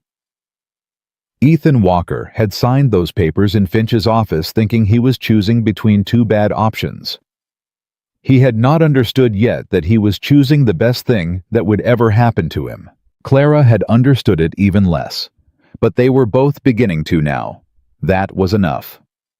The letter from Cousin Agnes arrived on a Thursday morning, 3 weeks after Clara had written to Boston. Clara read it at the kitchen table, while Ethan was out with Tom checking the east pasture fence, the same fence Morrison's men had ridden along for weeks watching, which now felt like something from a different life. Sophie was doing her arithmetic beside her pencil, moving carefully across the page, her tongue between her teeth, in the way she had when she was concentrating. Clara read the letter twice, set it down. "Is it bad news?" Sophie said without looking up from her arithmetic. "No," Clara said, "it's Agnes." Sophie considered this distinction. "Is that worse?" Clara looked at her. "How do you know about Agnes?" "You made a face when you said her name once," Sophie said. "The same face you make when the biscuits burn." Clara pressed her lips together hard. She would not laugh. She would absolutely not laugh. "Agnes is concerned," she said carefully, "about my well-being." "What's she concerned about?" Clara looked at this letter again. Agnes had written 4 pages of tightly packed Boston worry covering, in order, the impropriety of the arrangement, the unsuitability of frontier life for a woman of Clara's education, the damage to the family's reputation, and in the final page, a thinly disguised offer to help Clara come home. Home being Boston. Home being the city where Clara had spent 4 years being overlooked, underpaid, and eventually dismissed for a man's niece. "She thinks," Clara said, "that I made a mistake." Sophie looked up from her arithmetic for the first time. She studied Clara with those serious brown eyes that Ethan had given her. "Did you?" Sophie said. Clara folded the letter, put it in her apron pocket, picked up her own pencil, and looked at Sophie's arithmetic. "Your long division on number 4 is wrong," she said. "You carried the 3 when it should be a 2. Sophie looked at her paper, looked at Clara. She had clearly decided that the answer to her question was contained in the redirect and had filed it accordingly. "Oh," Sophie said. "You're right." She erased and started again. Clara sat with her coffee and Agnes's letter in her pocket, and listened to Sophie's pencil on paper, and the sound of the wind outside, and the distant sound of Ethan's voice carrying across the yard as he talked to Tom, and she thought about the word home and how a place could redefine itself entirely in the space of 2 months if you let it. She was not going back to Boston. She was already home. No. When Ethan came in for the midday meal, Clara put Agnes's letter on the table in front of him without comment. He read it. His jaw tightened once on the second page. He finished it and set it down. "Agnes," he said. "Yes." "She thinks she calls it stranded." "She does." He looked at her. "Are you, Ethan?" She said, "I am sitting in my kitchen making lunch. What does stranded look like to you?" He was quiet for a moment. "What do you want to write back to her?" Clara set a plate in front of him. "I want to write that I am well, that the ranch is thriving, that my husband is a good man, and that she should visit if she ever wants to see what happy looks like." She paused. "I will probably write something more diplomatic than that." Ethan picked up his fork. "Write the first version," he said. "I'd like to meet Agnes." "You would not," Clara said. "You would find her exhausting within 4 minutes." "I find a lot of things exhausting," he said. "I manage." She looked at him. He was eating calm steady, completely unrattled by a 4-page letter from a Boston woman who thought his wife had made a catastrophic error. He was just there. Solid and real, and entirely unbothered the way he was unbothered by most things that would have felled someone with less foundation. She had not understood before she came here how much she had wanted that. Someone whose presence itself was a kind of stability. "Ethan," she said. "Yeah." Agnes is not entirely wrong that this was unconventional. He looked up. Was she wrong that it was a mistake? Clara held his gaze. "No," she said. "She was wrong about that." He nodded once, the same small, certain nod he used when something was settled and didn't need more words. Sophie appeared from the hallway. "Is there lunch?" "Sit down," both of them said simultaneously. Sophie sat down and looked between them with an expression that was 3 parts satisfaction and 1 part the specific pleasure of a child who has watched 2 adults become a unit without quite knowing they were doing it. It was Curtis who told them about Finch.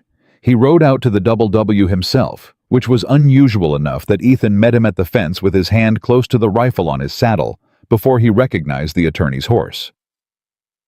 Curtis dismounted and shook his hand and then Clara's, and he had an expression that was trying very hard to be professionally neutral and not quite succeeding.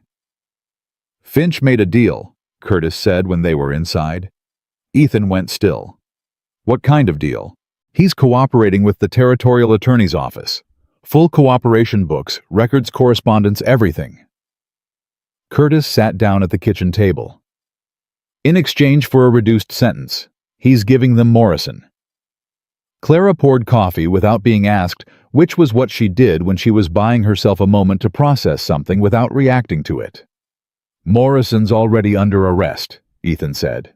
"He was under arrest," Curtis said. "His attorneys had him out on bond by Thursday. With Finch's cooperation, they can hold him." He paused. "There's more." "Say it," Ethan said. "Finch's records show 5 other ranchers in this valley on falsified loan notes. 3 of them have already lost their land. Morrison bought it through shell companies." He set a list on the table. 5 names. "These men were defrauded the same way you were. The difference is they didn't have," he looked at Clara, "someone who knew what to look for." Clara looked at the 5 names. Her face was doing the contain thing. The thing Ethan now knew meant she was feeling something that was going to turn into action rather than words. "Can they recover their land?" she said. "The territorial attorney thinks so in at least 3 cases," Curtis said. "It depends on—" "What do they need?" Clara said. Curtis blinked. "I beg your pardon." "These men," she said, tapping the list. "What do they need to file? What documentation?" "Clara," Ethan said. "Ethan?" She looked at him directly. "Finch falsified their loans the same way he falsified ours. The same statute applies. The same territorial protection." She looked back at Curtis. "If I write the same summary I wrote for our case, the statutory analysis, would that be usable for each of them?" Curtis stared at her. "You wrote that summary yourself?" "Yes." "Mrs. Walker, the territorial attorney, called that document." "I know what he called it," she said without a trace of false modesty. She simply knew her own work. "Can it be adapted for each of their cases?" Curtis sat back in his chair. "With some modification, yes, I believe it could." She nodded. "Then I'll write it. 1 for each of them." She looked at Ethan. "Is that all right?" He looked at her. At this woman who had come to his ranch with $17 and a teaching certificate, and had in the space of 2 months dismantled a criminal land scheme, raised his daughter, managed his accounts, and was now proposing to do the same thing for 5 strangers because it was the right thing to do. "Yeah," he said. "That's all right." Curtis rode out an hour later, looking somewhat dazed. Tom, who had been lingering in the hallway with entirely unconvincing casualness, appeared in the kitchen doorway after the attorney left. "She's going to write legal briefs," Ethan told him, "for 5 other ranchers." Tom looked at Clara. "You know," he said, "when Finch said he had a solution to the foreclosure, I don't think this is what he had in mind." "No," Clara agreed. "I imagine not." She wrote all 5 summaries in 11 days. She worked at the kitchen table in the evenings after Sophie was in bed. The ranch accounts on one side and the territorial statute on the other, her handwriting precise and even across page after page. Ethan brought her coffee at 9 o'clock without being asked. She started leaving a second cup for him without being asked. They had developed without planning it, the particular domestic shorthand of people who have been paying close attention to each other. On the 4th evening, he sat across from her while she worked. He wasn't doing anything, just sitting there with his coffee watching. "You don't have to stay up," she said. "I know," he said. She looked at him over her papers. "You're going to make me self-conscious." "You've never been self-conscious in your life," he said. "That's not entirely true," she said. "I was self-conscious the morning you came into the kitchen and I hadn't finished pinning my hair." He was quiet for a moment. "I liked it," he said. She looked at her papers. "I know you did," she said. "That's why I was self-conscious." He smiled into his coffee. "Ethan," she said without looking up. "Yeah. I think when all of this is truly finished, the investigation, the other ranchers, all of it." She kept her eyes on her work. "I would like to do what you said, about the school." He didn't rush it. Let her finish. "Not every day," she said. "The ranch needs I won't leave the accounts or Sophie's lessons, but 2 mornings a week perhaps, if Mrs. Dobbs would have me." She paused. "I didn't stop being a teacher when I married you. I just added things." "I'll talk to the school board," he said. She looked up then. "You're on the school board." "Since my father's time," he said. "It's a small board. I'm also the water commissioner, and apparently I'm on a committee about the road into Pueblo that I've never once attended a meeting of." She stared at him. "You are the water commissioner." "Honorary," he said. "Ethan Walker," she said slowly, "you are more involved in this town than you have ever suggested." "I'm not involved," he said. "I just show up when they need someone. There's a difference." "That," she said, "is the definition of involved." He shrugged. "I'll talk to the school board," he said again. "You can start whenever you're ready." She looked at him for a moment. Then she went back to her writing, but the line of her mouth was softer, and the set of her shoulders was different, and he understood what that meant.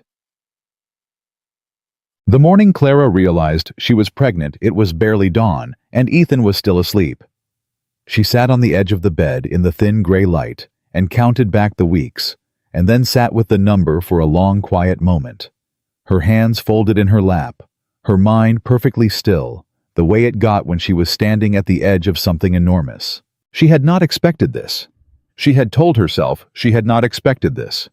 She had not allowed herself to expect this, the way she had carefully not allowed herself to expect the things that had come before it. The hand on her arm, the forehead against hers, the name that had quietly become home. The child down the hall who had walked into her arms that first afternoon with a complete absence of hesitation that still undid her when she thought about it. She heard Ethan move in his room, the creak of the floorboards, the sound of him pulling on his boots. She crossed the hall and knocked on his door. He opened it. He was half-dressed and surprised, and his hair was not yet sorted, and he looked at her face and immediately went still. "What's wrong?" he said. "Nothing is wrong," she said. She had planned to be measured about this. Composed. She had planned to choose her words. Instead, she looked at him and said simply, "I'm going to have a baby, Ethan." He looked at her. The expression that moved across his face was too large and too fast and too real for her to follow all of it. She caught wonder and fear and something that cracked wide open in the middle and was so unguarded it made her own chest ache. He crossed the 2 steps between them and put both arms around her, and she pressed her face against his shoulder, and they stood in the doorway between their 2 rooms while the ranch came awake around them. "Clara," he said. His voice was rough. "I know," she said. "Are you—" He pulled back enough to look at her face. His hands were on her arms. "Are you all right? Are you—" "I'm fine," she said. And then, because she had promised him honesty and this was not the moment to start qualifying it, "I'm also terrified, and I'm also—" She stopped. Found the word. "Glad. I'm terrified and glad at the same time, and I don't quite know how to hold both of those." "Yeah," he said, his voice still rough. "That sounds exactly right." Sophie's door opened. She looked at them standing in the hallway, Ethan's hands on Clara's arms, Clara's face in the complicated arrangement it was in. "What happened?" Sophie said. Ethan looked at Clara. Clara looked at Ethan. Some question passed between them in that look and was answered. "Come here, sweetheart," Ethan said. Sophie came. He crouched down to her level, which was the thing he did when he needed her full attention, and she gave it to him with the gravity she reserved for important things. "How do you feel," he said carefully, "about being a big sister?" Sophie stared at him. Then she turned to Clara. Her brown eyes went very wide. "Is there a baby?" "There is," Clara said. Her voice was entirely steady except for the very end of the sentence. Sophie looked at them both for a very long moment. The Sophie Walker decision-making process at work. Thorough, serious, not to be rushed. Then she turned to Clara and said, "Can I name it?" Clara made a sound that was not entirely composed. "We can discuss it." "I want to name it River," Sophie said. "If it's a boy, and if it's a girl, I want to name it Stone." "River and Stone Walker," Ethan said with complete seriousness. "Sophie," Clara said carefully. "They're good names," Sophie said with absolute confidence. Clara looked at Ethan. He looked back at her. His eyes were bright. She hadn't seen them bright like that in any of the time she'd known him, and it was a new thing to look at, something she was going to need to learn the shape of. "We'll discuss it," Clara said again. Sophie nodded satisfied and went downstairs for breakfast. Tom found out at lunch. He had been watching Ethan's face all morning with the suspicion of a man who had known Ethan Walker for 18 years and could read a shift in his weather at 50 paces. By the time they sat down to eat, Tom's expression had already started to move toward knowing. "Something happened," Tom said. "Eat your lunch," Ethan said. Tom looked at Clara. She looked at her plate composed, but Tom had also been learning to read Clara's composure, which was its own particular education. "Clara," Tom said. "Tom," she said. "Is everyone all right?" "Everyone," she said and glanced up briefly, "is more than all right." Tom put his fork down. He looked at Ethan. Ethan looked at the window. Tom looked at Clara again. She met his eyes, and the thing she allowed to show in her face was small and controlled, but it was enough. Tom sat back in his chair. He was quiet for a moment. Then he said in a voice that was significantly less steady than usual, "Well, I'll be." Sophie looked up. "Tom knows," she announced. "Sophie," Clara said. "He figured it out." Sophie said reasonably, "He's smart." Tom reached over and put his large weathered hand briefly over Clara's on the table. Not for long, just a moment, the gesture of a man who didn't have many words for large feelings and had found one. "Congratulations," he said. "Both of you." "Thank you, Tom," Clara said. And her voice this time was not perfectly steady. Yet, the twist came 6 weeks later on a cold November morning, and it came from the doctor. His name was Harmon, and he had ridden out from Millhaven at Clara's request because she had been more tired than she expected, and Ethan had worried quietly and completely without stopping for 11 days until she agreed to send for him. Dr. Harmon examined her in the bedroom, while Ethan stood in the hallway outside the closed door and did not move for 40 minutes. Tom was in the yard. Sophie was at the table with her reader, but she kept looking at the ceiling tracking sound. The door opened. Dr. Harmon came out. He looked at Ethan with an expression that was professionally composed and privately delighted. "Mr. Walker," he said, "your wife is in excellent health." Ethan exhaled. "Good. There is, however, a detail she'd like to tell you herself." Harmon paused. "I'll see myself out." He went downstairs. Ethan went into the bedroom. Clara was sitting up, her hands folded in her lap.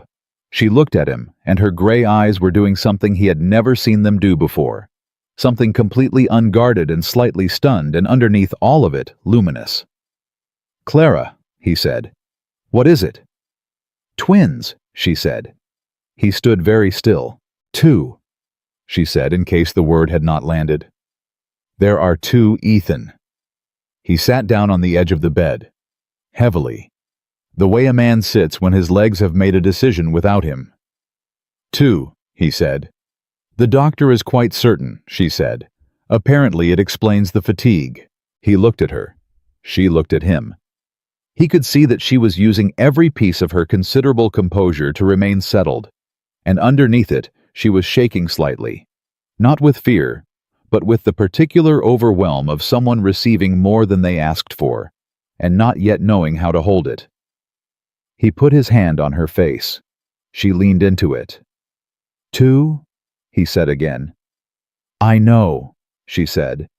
"Sophie is going to want to name both of them." A sound came out of Clara that was not quite a laugh and not quite a sob, and was absolutely the realest thing he had ever heard from her.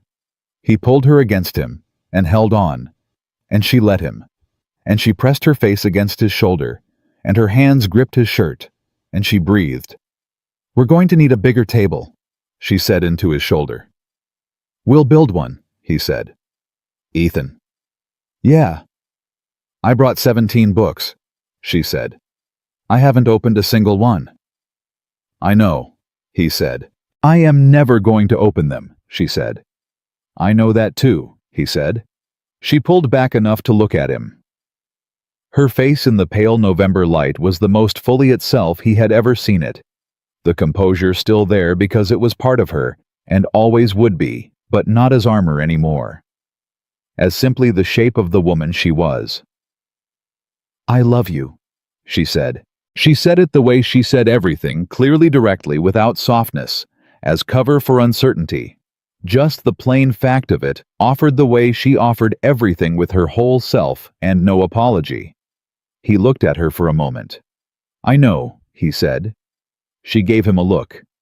"I love you," he said. "I've been working up to saying it since the 8th day, and you beat me to it." "I beat you to most things," she said. "Yeah," he said. "You do." Sophie took the news about twins with the composure of a person who had already decided she was capable of handling anything. "2 babies," she said at supper as if confirming a math problem. "So I need 2 names." "Sophie," Clara started. "River," Sophie said, "and Stone." "Sweetheart?" Ethan said, "We talked about this." "River and Stone Walker," Sophie said firmly.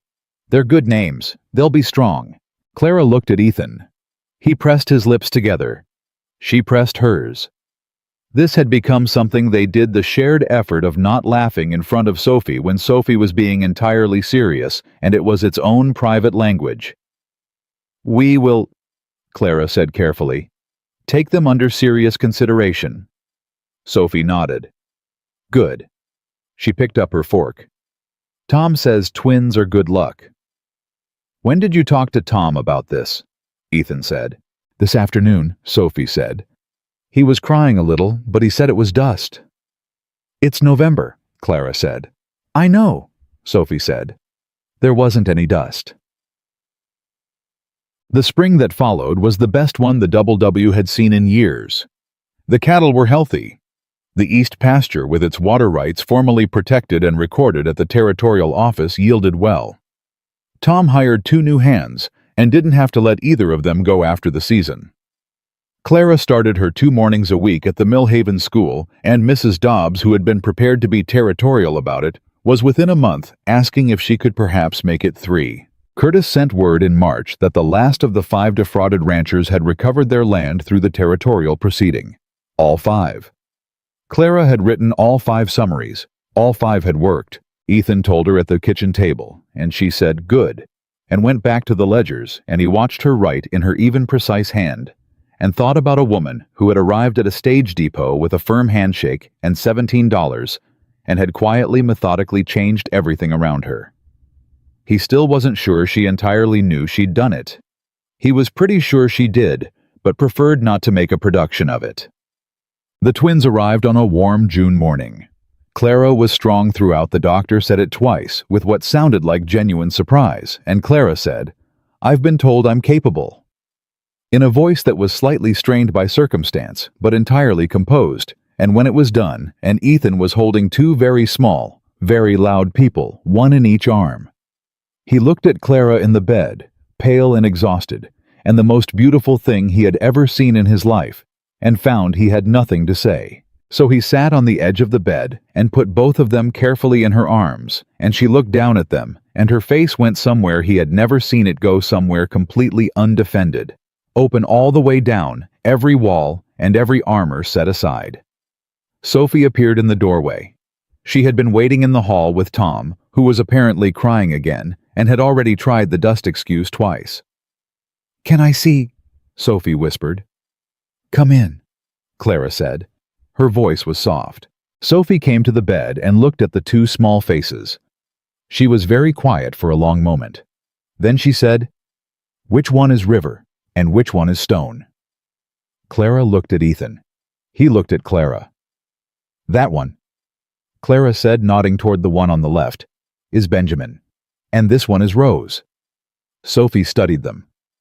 "Those are also good names," she said with generous concession. "Thank you, Sophie," Clara said. Sophie reached out one careful finger and touched Benjamin's hand. He grabbed it immediately with the indiscriminate grip of a newborn, and Sophie's face changed, just broke open wide, and wondering the way a child's face does when the world shows them something they didn't know it contained. "He's strong," she whispered. "He is," Clara said. "Like a stone," Sophie said. Clara pressed her lips together. "Yes," she said. "Just like that." Tom appeared in the doorway, hat in hand. His face was doing several things simultaneously, none of them dust-related. "Tom," Ethan said. "Yeah," Tom said. His voice was not steady. "Come in." Tom came in. He looked at Clara and the twins, and Sophie still holding Benjamin's finger. And he looked at Ethan, and Ethan looked at him. And 18 years of working this land together was in that look, all the hard seasons and the losses and the stubborn refusals to stop. And now this. "Your father," Tom said. He stopped, tried again. "He would have been proud, Ethan." Ethan put his hand on Tom's shoulder for a moment, said nothing. Some things didn't need it. Clara's eyes met his across the room. She was holding both babies, and she looked at him steadily, the way she had looked at everything from the first day, clear-eyed, direct, completely unafraid. He crossed the room and sat beside her on the bed, and she leaned her head against his shoulder, and the double W held them all, the 6-year-old with her finger in a newborn's fist. The old foreman who was absolutely not crying. The two tiny people who would grow up knowing this land was theirs. And two people who had signed a contract in a banker's office and built something neither of them had known to ask for. That evening, after the doctor had gone and Tom had gone to the bunkhouse, and Sophie was asleep with both hands folded under her cheek, and the particular expression of a child who has used up every feeling she had, Clara lay in the half-dark with Benjamin and Rose asleep in the cradle beside her, and Ethan sitting in the chair by the window. "Agnes is going to write again," Clara said. "Let her," Ethan said. "She's going to say twins are a hardship. Agnes," Ethan said, "has never run a cattle ranch." "No," Clara agreed. "She hasn't." She was quiet for a moment.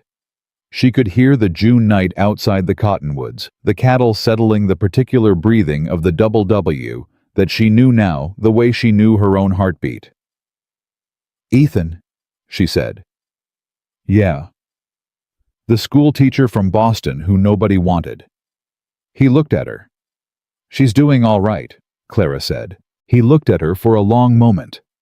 At her face in the low light, which was tired and certain, and fully completely at home. "She's doing a whole lot better than all right," he said.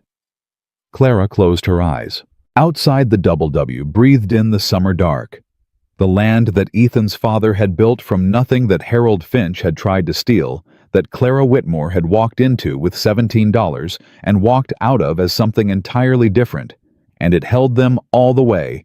Good land holds the people who are willing to fight for it and stay. They had fought, they had stayed.